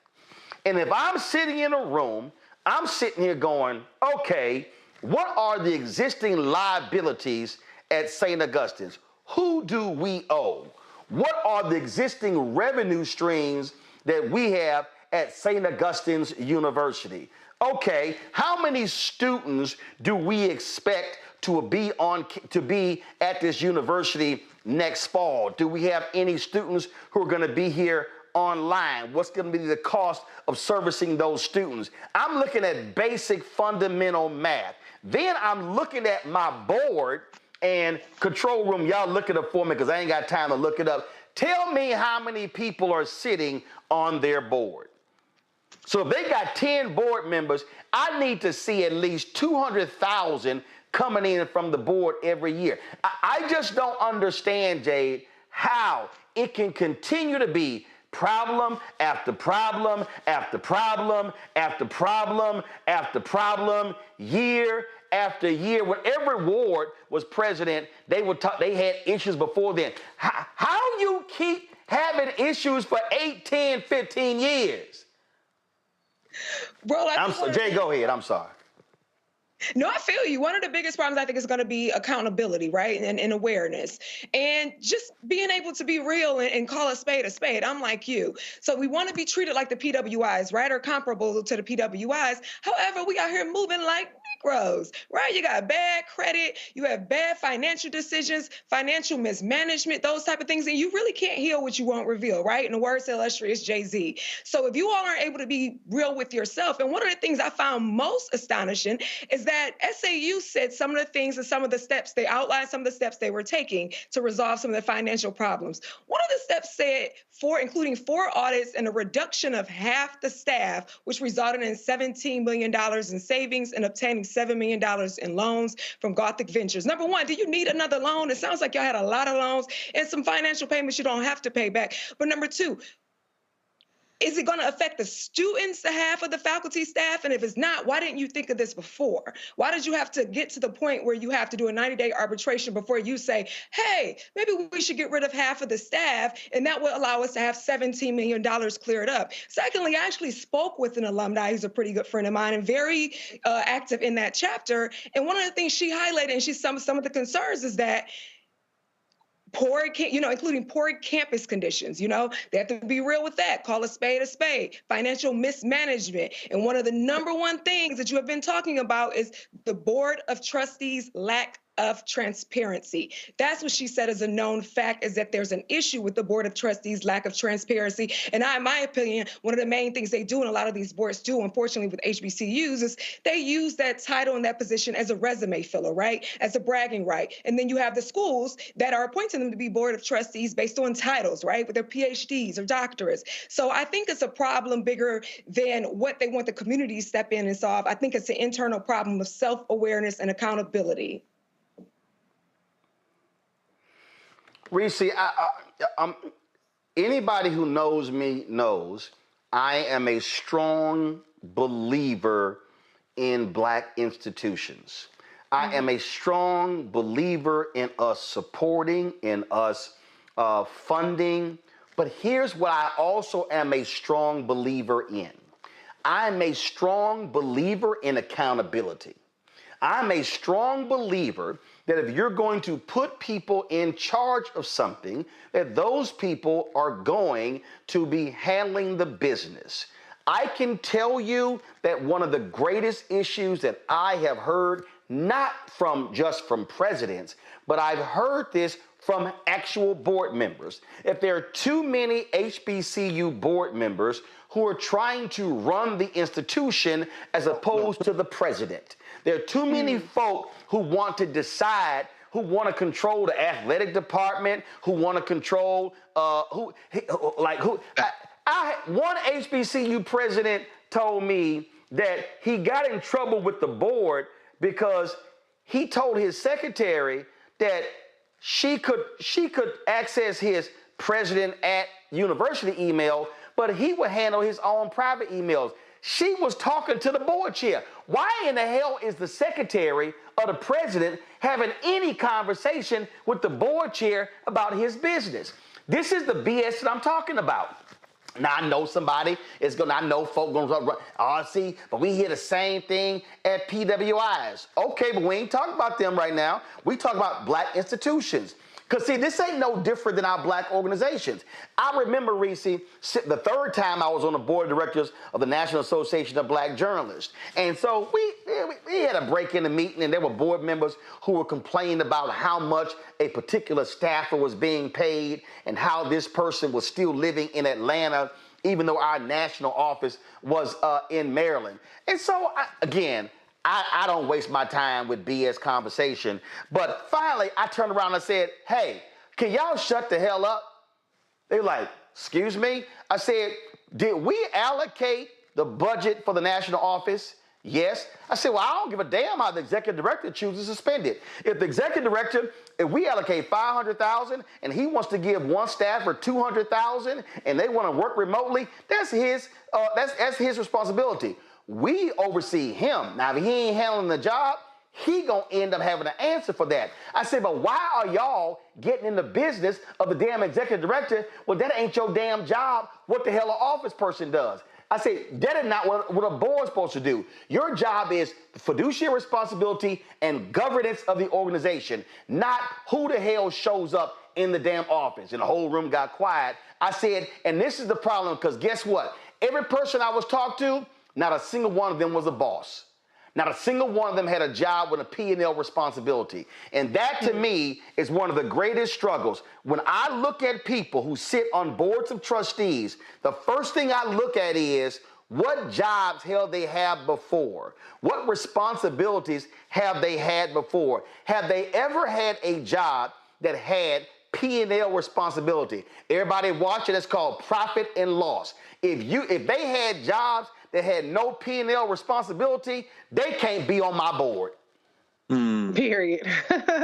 Well, listen, I have a business economics degree and accounting minor from UCLA and an MBA from Northeastern and 20-something years in finance. And so it's unfathomable to me that you can't balance a damn checkbook as a whole university when you're getting multiple get out of jail free cards. And so this is just negligence and it's unacceptable. And we want to save our institutions, but we want our institutions to uphold their fiduciary responsibility, not just to the state and to all the different laws they have to abide by, but to the students. It's totally unfair that they're getting caught in the crosshairs and their degree is losing prestige because of mismanagement. And so I do want to defer the rest of my time, though, to Dr. Carr, because it seemed like he was on to something. And I wasn't picking up what he was picking up. So I want to see what Dr. Carr had to say about the whole sports thing, if you don't mind, Roland. No. And Greg, before I go there, our frat brother, Dr. Walter Kimbrough, went down there to Talladega. And you know what he did? He got rid of several sports programs. You know what he said? We can't afford these. And, I'm with him 100%. He was like, hey, let's stop trying. And then again, I get it. There have been a number of HBCUs announced they want a gymnastics program, they want a lacrosse program. This is real simple. If you cannot afford sports programs, stop trying to have sports programs. Focus on what you can actually do. What Kimbrough did, on point. And guess what? He said, I'm sorry this is going to negatively impact coaches and players. He said, but if we can't afford the programs, why do we have them? Greg, go ahead. Roland, I mean, I spent my whole life teaching at black institutions, and I went to one. And Reese, you did pick up on something. The St. Aug thing to me is very simple. These white boys want the campus. They came at them with the sports thing for a gangster rate, and they had them between a rock and a hard place, because you can literally stand on the campus of St. Aug, as I've done several times. You can stand on the college of St. Aug University and throw a rock and hit the damn North Carolina legislature. If anybody thinks these business boys ain't in bed with the government, then you're not paying attention, because they did the same thing to Shaw, which is even closer to the legislature downtown Raleigh. They want the campus. So they sent these white boys in with the gangster thing, and they was like, we'll do it because they're between a rock and a hard place. The AG says, well, we can't allow you to do that. Then they come back around with the gangster loan. That interest rate is to ensure that they default. And what they put up for collateral? The same damn campus that the white boys try to get the other way. This is all collusion. We see the same thing down there with that punk-ass Jason Mumpower, that bastard who is the comptroller in Tennessee that tried to gangster Mason, Tennessee out of their property. He the same one saying Tennessee State needs to sell his downtown campus. Why? Because you can spit from the Avon Williams campus and hit the governor's office. This is what's going on. So that's the side. But here's the dilemma for me. Walter can do that because his campus, Talladega, is in the middle of nowhere. You could do that. Michael Searle at Paul Quinn came in, no HBCU background, no HBCU experience. You know, we're going to get out of the sports business. We're going to do this. Okay, fine. Makes perfect sense. If you're Gordon Gee, the chancellor at Vanderbilt, who decided he wanted to take intramural sports, put that as the marquee flagship thing for Vanderbilt, and they went apoplectic and stayed in the Southeastern Conference, well, you can play around with that because they got more money than God. But if you're Tennessee State, you're between a rock and a hard place. And this is where I finally want to go with this, because I just came back from Benedict. I was down there at Benedict. Rosalind Artis is president down there. I don't know President Artis, but I do know that the faculty isn't very happy at this overemphasis on, not just STEM, but like, cyber security, these kind of things. Very important, but at the expense of the humanities. Here's the dilemma.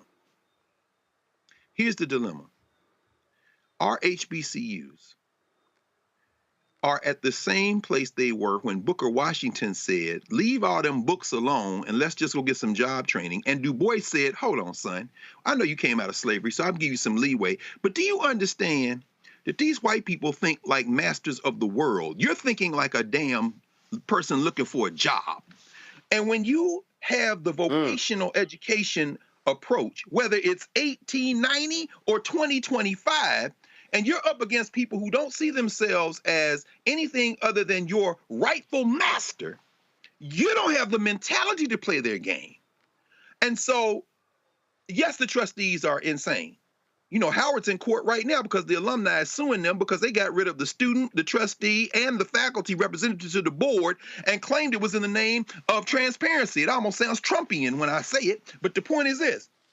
You know what I'm saying? But when you approach these things without a holistic sense of being a people, then you are in an impossible situation, because you're facing forces like an accreditation board. SACS is no different than Middle States, which is what Howard is under, and Morgan and all those schools in the Mid-Atlantic. SACS is that equivalent. That's Morehouse, that's Spelman, that's St. Aug, that's North Carolina Central, that's Shaw. The accreditors had them over the fire about financial issues. And Jay, you brought it up. I mean, when you start talking about faculty having the number of employees, what you're doing is a drumbeat undermining of the structural integrity of the institution, because your long game is to take the institution. There is no board of trustees. I don't care if you have a board of trustees of all-time superstars.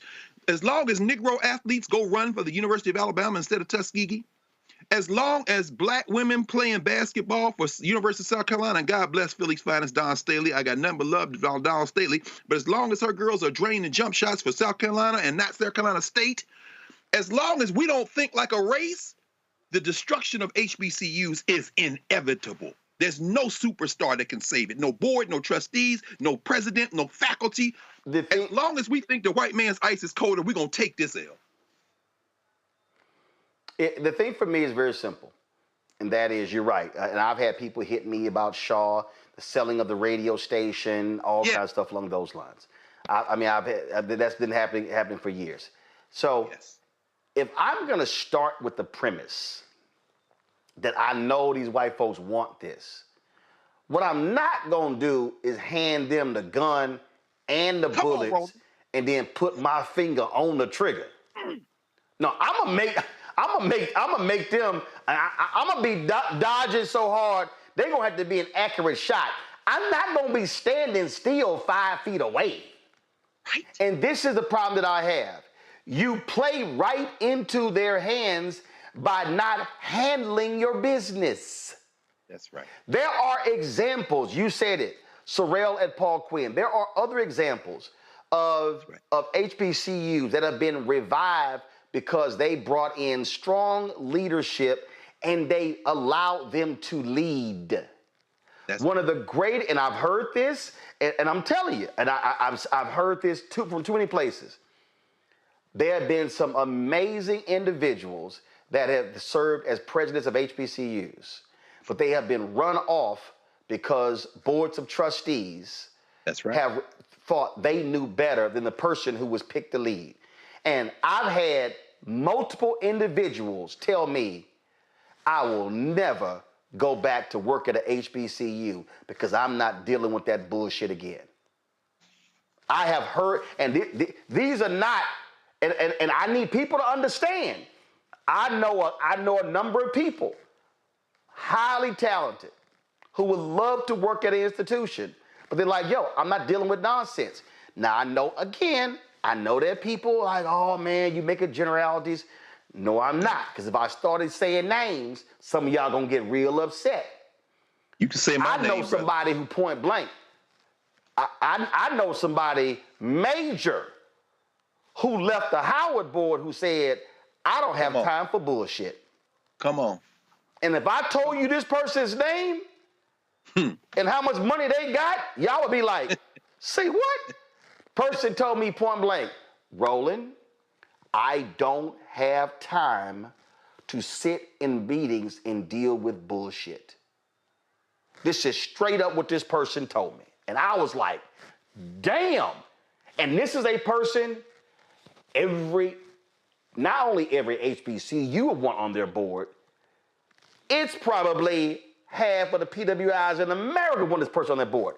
So all I'm saying is, I need black people. If we're going to be in this situation right now, and we're talking about the maintaining and not surviving, but the thriving of black institutions, then I need us to do what a lot of us are unwilling to do.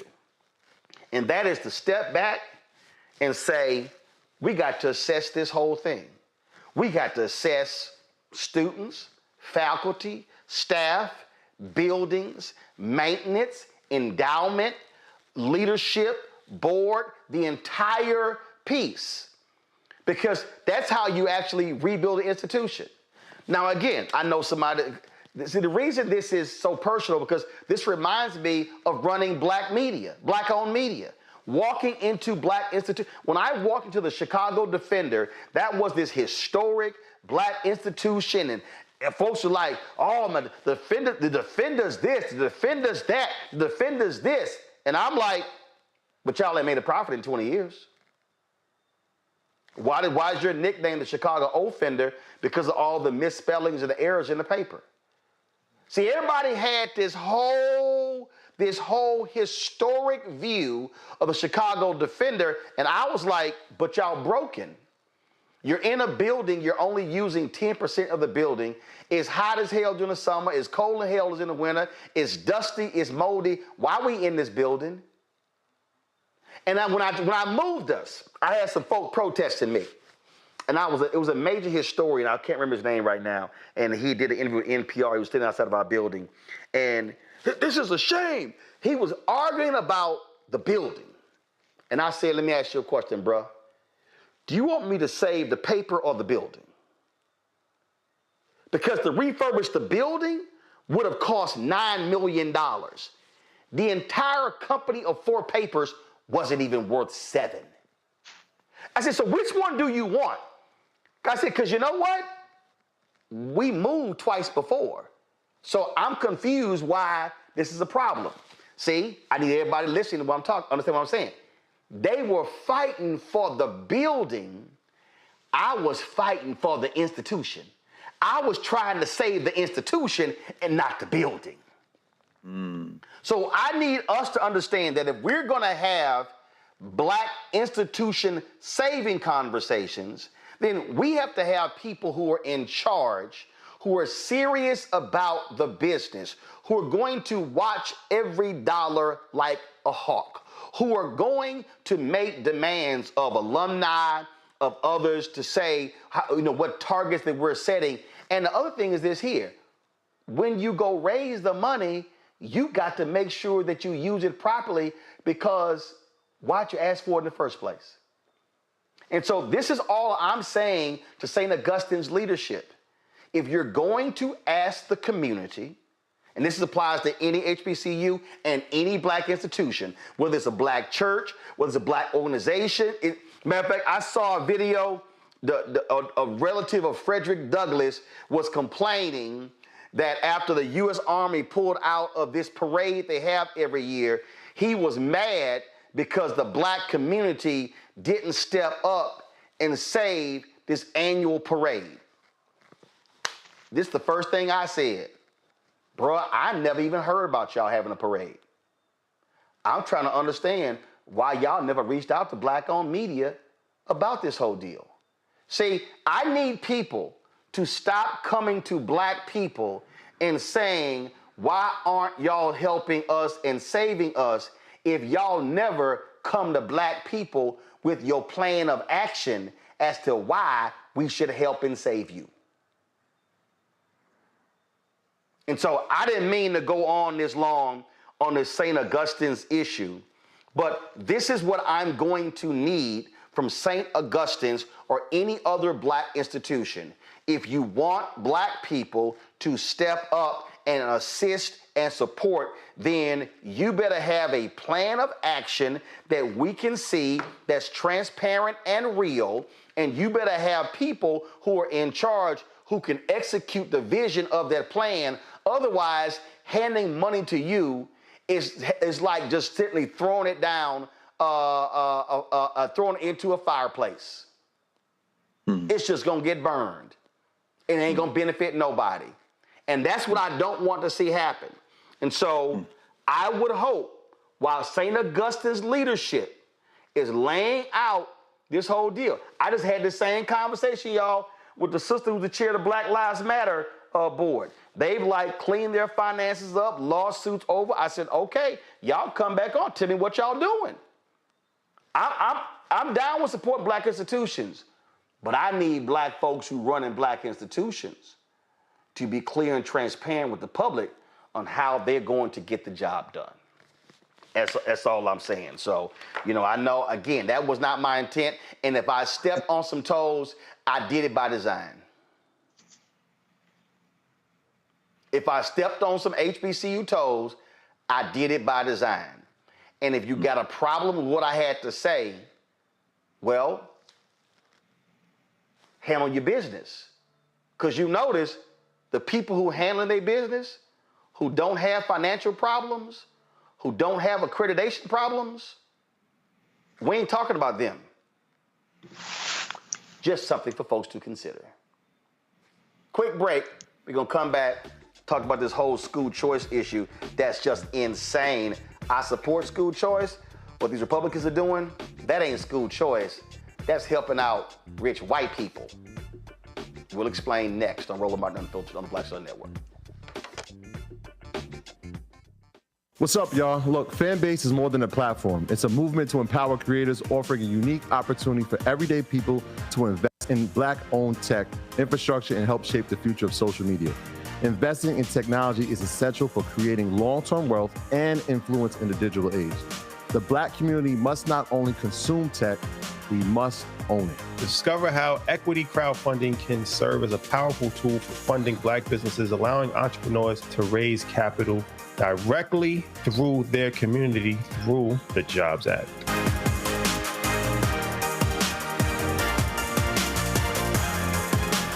This is Essence Atkins. Mr. Love King of R&B, Raheem Devon. It's me, Sherry Shepherd, and you know what you watch. You're watching Roland Martin, Unfiltered.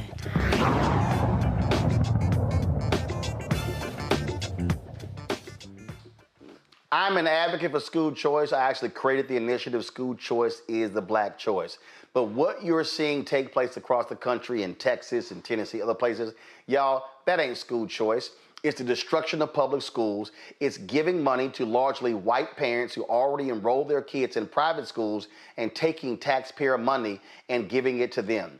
In Texas, during a House Public Education Committee meeting, Republican Representative Charles Cunningham discussed how, y'all, listen to this, and this dude Black, he discussed how the 1957 school integration decision was fundamentally about school choice. Y'all, this Negro literally said this. Listen. We all know what 1957 was all about. 1957 was about school choice. The court got it wrong with integration. And I'm just speaking only on my opinion. The same group that's was fighting it then is the same group that's fighting it now. It hasn't changed. And so this is about choice, parental rights. The child belongs to the parent. That's who the child belongs to. And I think my counterpart here has already said that. We can all agree to that. But it's where we're trying to go and where we're trying to get there. I raised 4 kids, 9 grandkids. Gave them both the balance of both worlds. Some went to private, some went to public. I went to a private school, I went to a private college. So the blend is good. We just need to make sure that we get it right. And so I'll turn it back over to you, Mr. Chairman.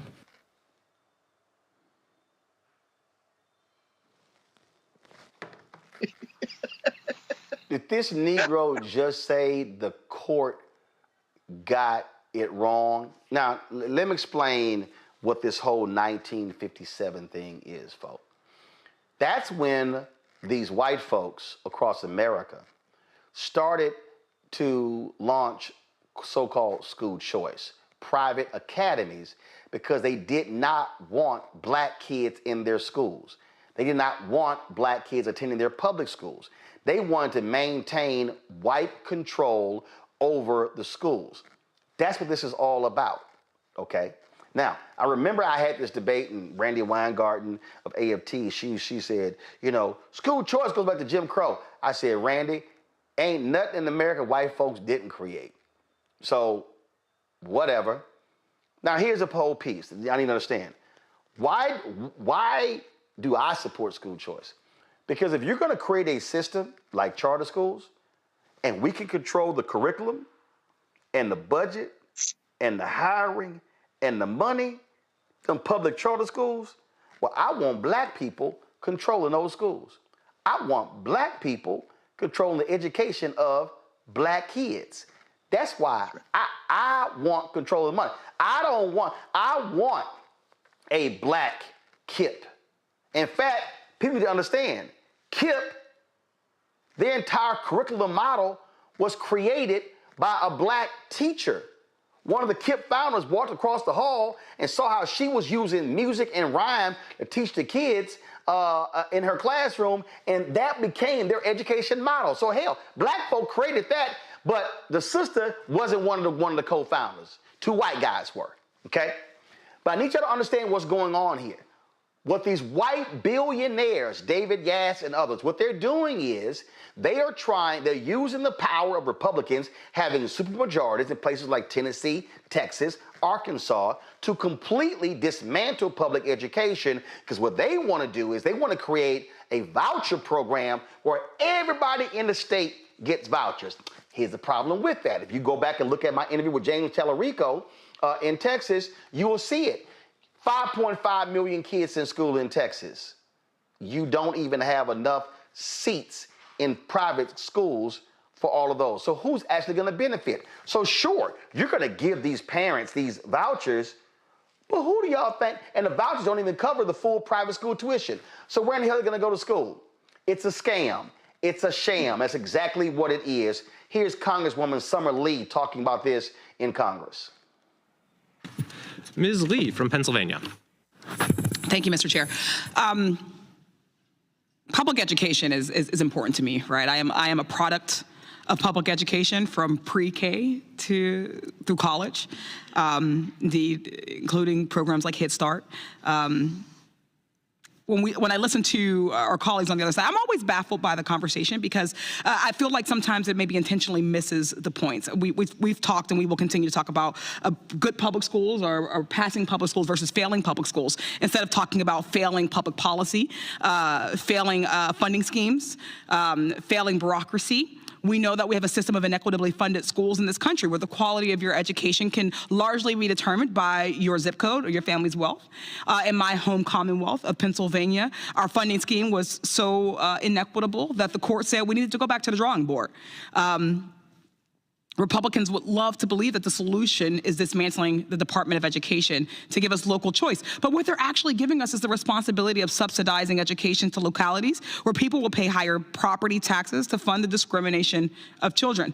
The burden of the federal government divesting from public education will be shouldered by first-time home buyers, for instance, in Pittsburgh, where homeownership is already becoming unsustainable, or by seniors in my home school district of Woodland Hills, those neighborhoods who are already strained and facing the loss of their Social Security benefits.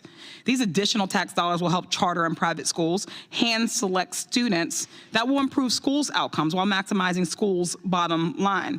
Our tax dollars won't help the children who will never be able to avail themselves of discriminatory school choices.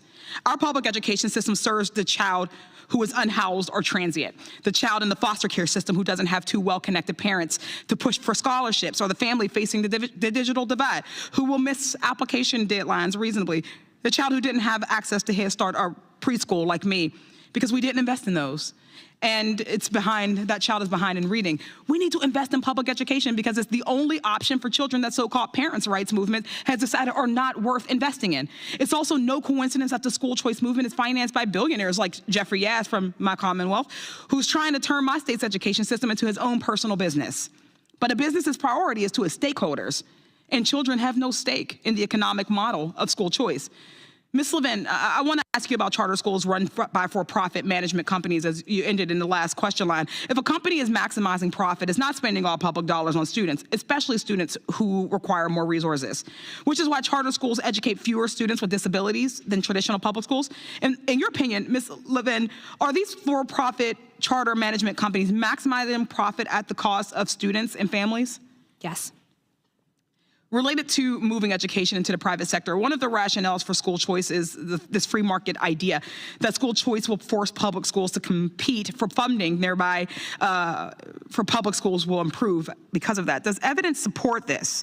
What does the research show? It does not, and neither does common sense. There's a lot of school choice right now in the public school system, so if competition is good, we're already creating and getting those benefits.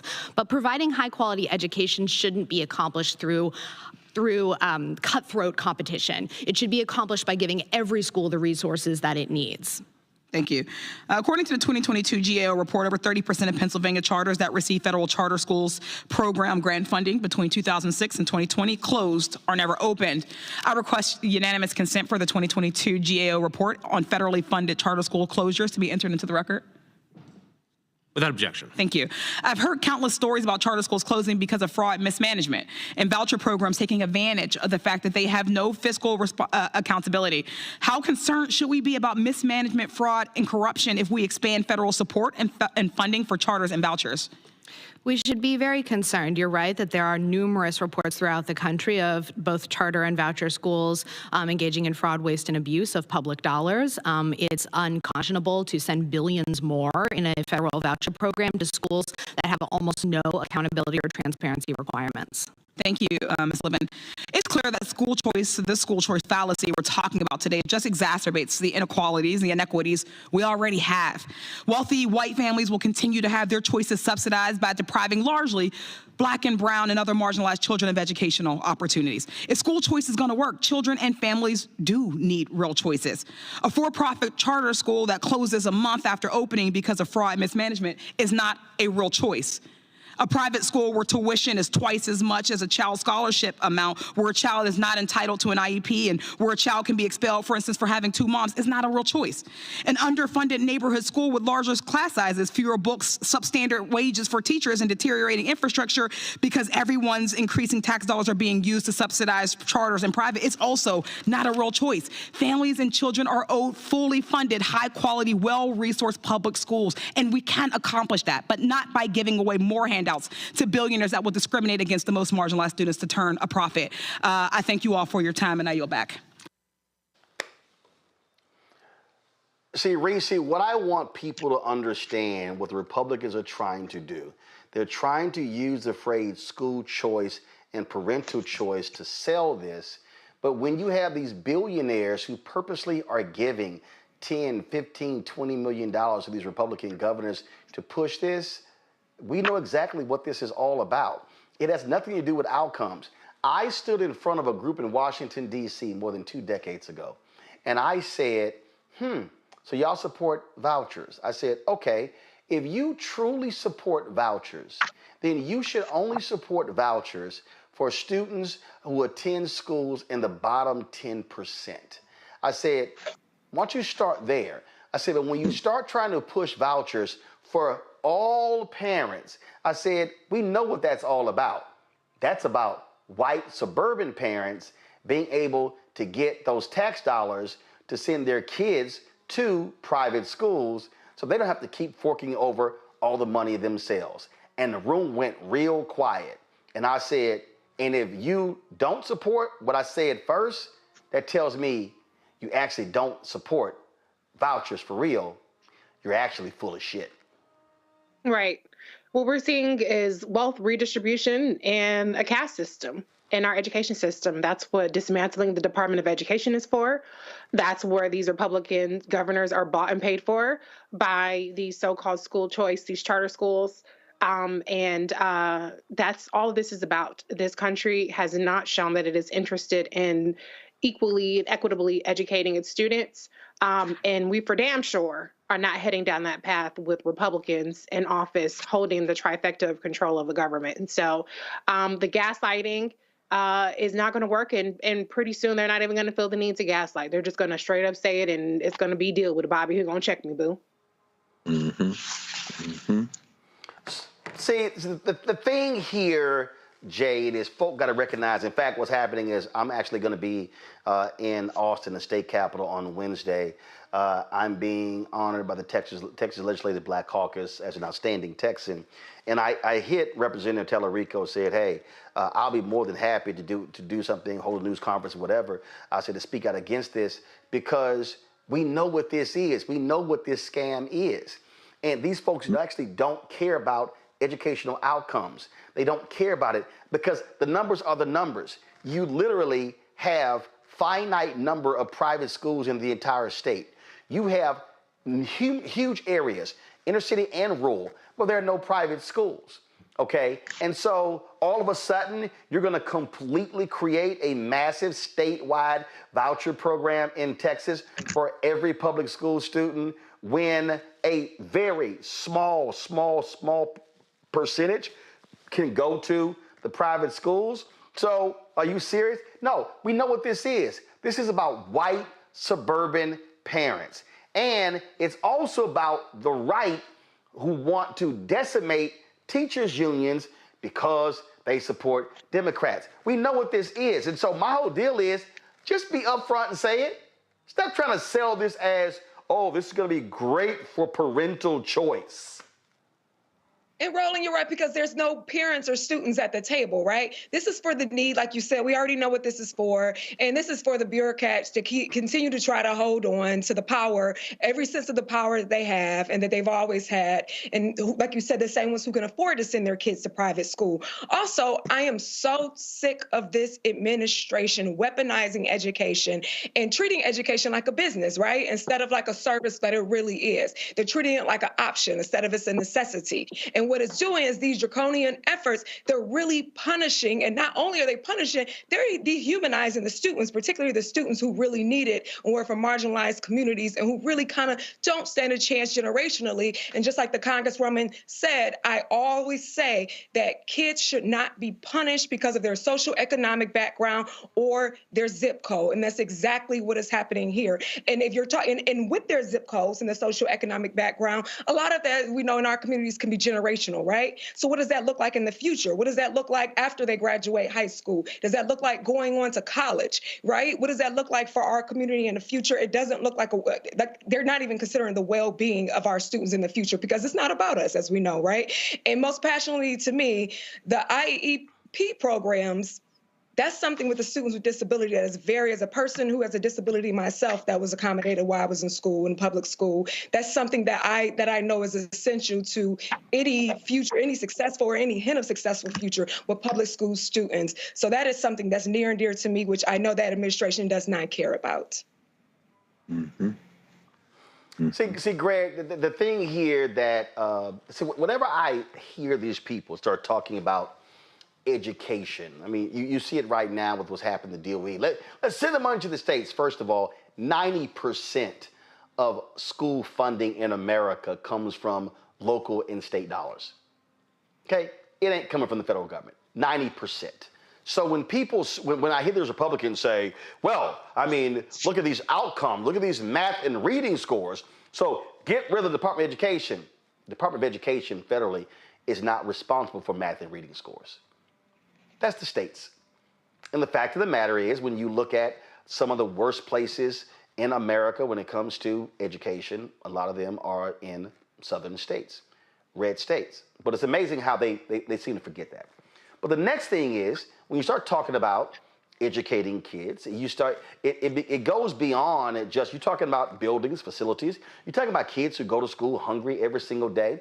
You talk about kids when it comes to health care. So the issue of education in America is not solely a school issue. The issue of education in America, it is a neighborhood issue, an economic issue, a parental issue. It is a widespread issue. And it's not even just solely a funding issue. It's a lot of things that actually go into it. But the reality is the same people who all of a sudden now want to yell school choice are the same folks who never truly wanted to invest in non-white public schools. Yes, that's right. These are the same people who, if we were back in the days of captivity, would be the plantation owners. They want their people controlled. And you're absolutely right. I mean, and I love the way that we opened with the EPA. It's the same playbook. You read Project 2025 for the Department of Education. What they don't like about the Department of Education is regulation and oversight. Regulation, meaning you get to manage these dollars, these federal loan dollars and all that stuff, and oversight, K-12, part of that is data collection. So just like we were hearing earlier, you want to get rid of any oversight capacity so you can smash the numbers and make anything make whatever sense you need to make it make sense. And you want to steal all the public dollars. Now, our friend Chuck Cunningham, the pride of Humble, Texas, who went to Our Lady of the Lake University, Chuck Cunningham, sir, I would recommend to you one book. Here it is right here. The Privateers, How Billionaires Created a Culture War and Sold School Vouchers. This just came out, Josh Cowan. But then again, I wouldn't recommend this to you because you already know. Because you're owned by the billionaires. Either that or you're stupid as hell and you wasted all your mom and daddy money to go to that school. Well, he was in the military, actually, so he probably wanted the GI Bill. Imagine that as they're eviscerating veterans in this country. What an embarrassment to the race you are, sir. But when you start looking at these companies, the Cato Institute, the think tank, was formerly the Charles Koch Foundation. The Milton and Rose Friedman Foundation, which is now Choice. the American Federation for Children. When you look at these foundations, you know what they are? They are think tanks designed for one purpose and one purpose only: to move public dollars to private schools. That's it. Now, here's the thing, and you've already laid this out, so we won't rehearse this again, Roland, but what you're raising is very important, because education systems in a society are to bring into adulthood and to the responsibilities for continuing society young people. The reason that the American education system has never been uniform is because there are too many people here who people don't want to educate. It is the racism that's going to kill the American education system, just like it's going to be the racism that kills everything else. You said it absolutely right. This is the same rotten sickness that affects everything. And when you see this fight, and you know, Roland, you know, school choice, I am for, like Du Bois said. Du Bois said, I'm not for segregated education. I'm not for integrated education. I'm for education for Black people by any means necessary. I saw this play out. The Council for Independent Black Institutions, the African-centered schools, some of which you know. You were in Chicago. You know Baba Haki and Mama Safisha Mahabudi and the African-centered schools there in Chicago. Roots Public Charter School here in D.C. Sankofa Freedom Academy, the K-12 Freedom School that I was one of the people who helped write the proposal to get it in Philadelphia. We took the charter school dollars because of exactly what you said. If we can get public dollars to control our curriculum, hire our teachers, then we want our money back to do exactly that. That has been the core, and I saw the debate in CB, the Council of Black Institutions, in the 90s, when some folk were like, yeah, that's not how this is going to work. Finally, this is what it comes down to at the end of the day. Whether it be the 1990s in Milwaukee, which meant ultimately Wisconsin, where you had an old school Black nationalist, Owuku Sadaki, who his European name is Howard Fuller, with charter schools there in Milwaukee, whether you saw in the 2000s with Betsy DeVos being slapped back with the voucher referendum in Michigan, only to reappear in the Trump administration to push that shit at the level of the federal government, whether it be in the 05s and 06 when Indiana went public charter and voucher and got their money on that, got their hands on that. Mitch Daniels, remember, the governor of Indiana, or whether it be in 2022 when Moms for Effing Liberty, these fascists with a whole agenda, or one agenda only, to eviscerate public dollars and put them in private hands. The agenda has always been the same in this capitalist country. It's profit. And the best way to protect profit in the United States of America is to go hardcore white nationalists and get these hillbillies who would rather have their whiteness over their lives, eviscerate the things that might lift them out of poverty through education, and bleat their votes over to people who couldn't give less of a damn about them. And that's what we're seeing playing out in Texas yet again. And the last thing that they actually want to do, folks, they want to fund religious institutions, private religious institutions. That's right. That is also because they desire a conservative theocracy in America. So just understand the game that's being played. And the last point I'll make here, there was a white woman over an organization in Texas. This probably was 4 or 5 years ago. I think it was pre-COVID. And she had reached out to Dr. Steve Perry, who's doing amazing with his charter schools in Connecticut, in New York City. And so Steve was like, well, I don't know anything about Texas. He said, but you can call my man Roland. So they get me on the phone. It's a three-way. And so while the woman is talking, I can't remember the name of the group. I'm looking at her website. And so they wanted Steve, and they wanted us to help with mobilizing Black and Latino parents to support. This was the initial voucher plan. And I said, well, baby, your plan gonna die. She's like, excuse me? I said, yeah, I happened to play in the golf tournament, the Texas Black Caucus golf tournament about 3 weeks ago, and y'all plan gonna die. It ain't gonna go anywhere. I said, so the inner city folk and the rural folk gonna kill y'all plan. I said, but let me ask you a question. I said, do you know what are the high performing Black and Latino charter schools in Houston? She said, no. I said, do you know the high performing Black and Latino charter schools in Dallas? She goes, no, I don't. I said, well, do you happen to know the high performing Black and Latino charter schools in San Antonio? She said, no, I don't. I said, that's not surprising to me. I said, because your whole board is white. I said, how are you Y'all know I don't give a damn, okay? Because first of all, I ain't getting nothing from them. They ain't paying me nothing. So I'm gonna just tell the truth. I said, baby, your whole board's white. I said, how are you trying to organize and mobilize Black and Latino parents to come and support your initiative when you don't even know who the Black and Latino charter schools are as we speak? I said, y'all gonna lose. So here's my suggestion over the next 2 years, because the Texas legislature meets every 2 years. I said, my suggestion for the next 2 years, you go figure out who the Black people are right now at those schools and go learn and talk with them. I said, as opposed to only trying to get Black and Latino people to come help y'all white folks out in Austin because you looking to actually help white parents. Man, when I say this white woman was, ooh, Reese, that child, Reese, she ain't know what the hell, what Mack truck just rolled over her ass, but that's what I'm talking about. I said, baby, you can't be asking for us to come stand and fight for you when you don't even know who the hell we are. But that's what we're dealing with. And what they did in Texas was, it was rural Republicans, conservatives, who voted against the voucher plan. Hell, Greg Abbott and the billionaires targeted all 8 of them, beat 5 of them. And now these rural white folks, now they're about to realize, because this thing is getting closer to passing in Texas, and they don't even realize how they about to get screwed. But like a lot of these crazy, dumbass white Republicans, they keep selling their souls because billionaires are funding the efforts, and then we just sit and look at them going, yeah, we tried to tell you. We tried to tell you what's going on. So I just need people to understand, I will be in Texas on Wednesday. I'm a native of Houston. Do I support this bullshit voucher bill down there? Hell no, because I know a scam when I see it. And so we should not allow ourselves to get pimped and played by any of this. And last point, like I said earlier, I want Black-run, Black-controlled charter schools.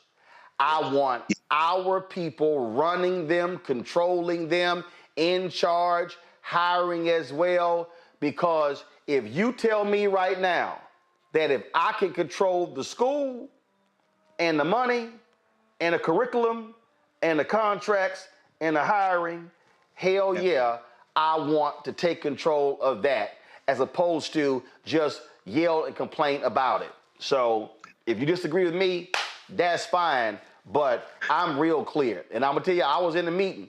It was 30 people in the room, y'all. It was 2 Black people, 1 Hispanic dude. And I was talking, it was at the National Charter Alliance. We were in Nashville, I think. And we were in the meeting, and the Hispanic guy goes, well, I keep hearing all this Black stuff. I believe in inclusion. I said, hey, man, you are more than welcome to start. School choice is the Latino choice. Roland is here for Black people. I looked at the whole room. I was like, I just want y'all to be clear. I'm here for Black people. And they were just like, damn. So I'm real clear where I stand on that. y'all know I'm that ignorant. I said there was 30 people in the room. 2 Black people, 1 Latino dude. It was 27 white people. And I said, roll here for Black people only. So I ain't give a damn. All right. All right, Reese. Why somebody else Jay, tails? Greg, hey, dog, you can do whatever you want to do. You can start your own shit. Ro ain't here fighting for you. I'm here fighting for us. That's what I said and meant every damn word. All right, y'all. That's it. I appreciate y'all being on today's show. Thank you so very much. Folks, if y'all want to support the effort, let me say again, y'all, matter of fact, let me bring Reese, Jay, and Greg back up if they left yet. Greg was part of our studio. I know Reese was swamped that night. But y'all, March 4th, we did a State of Our Union. And let me tell y'all why that thing was so powerful. That thing spread every Black family group chat all across the country. We didn't buy no ads, no billboards. That was one text message that I sent to some people, and they just forwarded to their group, and that thing spread and we were clear. Don't watch mainstream television. We're going to have Reverend Barber give our State of Our Union. When I tossed to Reverend Barber, we hit 200,000 simultaneous live viewers. It hit 250,000 while he was speaking. Greg was sitting next to me. I wasn't even watching it. Greg was like, man, we had 248. That thing kept going. My man Keenan sent me a text that just blew me away. And he said our YouTube representative told him point blank. He said that night, the State of Our Union live stream was number 5 of all live broadcasts on YouTube, behind Fox News' live stream, the White House, Fox News itself, the Associated Press, and we were number 5. So all the other progressive channels, all the other news channels, we were higher than them. But that shows you the power of black people. And see, this is what I always say. When we do it once, it shows we can do it more than one time. And so don't let anybody tell you black folk are not interested in news and we don't care. But we have to make sure that we are creating the platform for them to access the information. And again, I purposely, and I don't mind, I know Reese, I see her tweets. Hey, if y'all want to watch them housewives shows and Love and Hip Hop and all that, go right ahead. Even though I heard, Reese, the ratings for the Real Housewives of Atlanta were at a record low this year. Anyway, but again, you can watch all them shows you want to. But I purposely do not discuss those shows or gossip or entertainment or any of that stuff, because there should be some place where we only talk about the news and issues. And so I want to thank y'all that participated. I want to thank everybody who watched it, because that is huge. And y'all remember, when I launched this show in 2018, YouTube told me that black news wasn't going to work. And I said, okay, let's see. Tech question? Go ahead, Greg. Bro, I don't know the answer to this, but you remember the minute you went off the air in the wee hours Wednesday morning, the number hit 1 million. So what does that does that mean that at some point? I mean, so that's called total views. That's just total views. That's just total views. Remember, at midnight, we still had 101,000 who were still watching. So the total number, so it was like 1.4 million views, but we hit simultaneous 250,000 live viewers at the moment Trump was speaking, but we were carrying Reverend William Barber. So it's how they calculate in terms of how they determine views. But people were watching us literally simultaneously. They weren't just hopping on and off. They were simultaneous and watching throughout. Okay, thank you. Right. So again, I want to thank everybody who did that. And so, panel, I appreciate it. All right, thanks a bunch. I appreciate it. Yeah. Thanks a bunch, folks. Oh, I appreciate it. Thank you so very much. Folks, if y'all want to support the work that we do here, listen, like I said, we ain't got millionaires, billionaires sending us money. Your support is critical. And so join our Bring the Funk fan club. We've had more than 35,000 people who have joined our Bring the Funk fan club since we launched. 35,000 individual donors. That's not people giving every year. But if you gave one time, you're listed on that. So if you want to support us by Cash App, use the Stripe QR code. Use Stripe. This is how you access it right here. This is the QR code. Point your phone to it, and then just click Cash App Pay button to contribute. Also, you can send your check and money order, P.O. Box 57196, Washington, D.C., 20037-0196. PayPal is rmartinunfiltered. Venmo is RM Unfiltered. Zelle, Roland at RolandSMartin.com, Roland at RolandMartinUnfiltered.com. Download the Blackstar Network app, Apple phone, Android phone, Apple TV, Android TV, Roku, Amazon Fire TV, Xbox One, Samsung Smart TV. You can also, of course, get our swag by going to RolandMartin.creator-spring.com. You can get your merchandise, our shirts, FAFO 2025. Don't blame me. I voted for the black woman, and lots more. QR code is right there. You can also go to the website or go to blackstarnetwork.com. Be sure to get a copy of my book, White Fear, How the Browning of America is Making White Folks Lose Their Minds. Available at bookstores nationwide. Get the audio version I read on Audible. And download the app Fanbase if you want to invest. $10.4 million has been raised in the crowdfund. The goal is $17 million.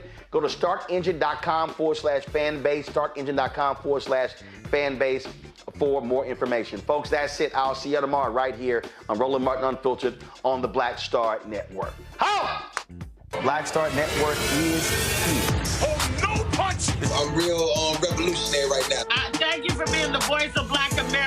momentum we have now. We have to keep this going. The video looks phenomenal. See, there's a difference between Blackstar Network and black-owned media and something like CNN. You can't be black-owned media and be scared. It's time to be smart. Bring your eyeballs home. You dig?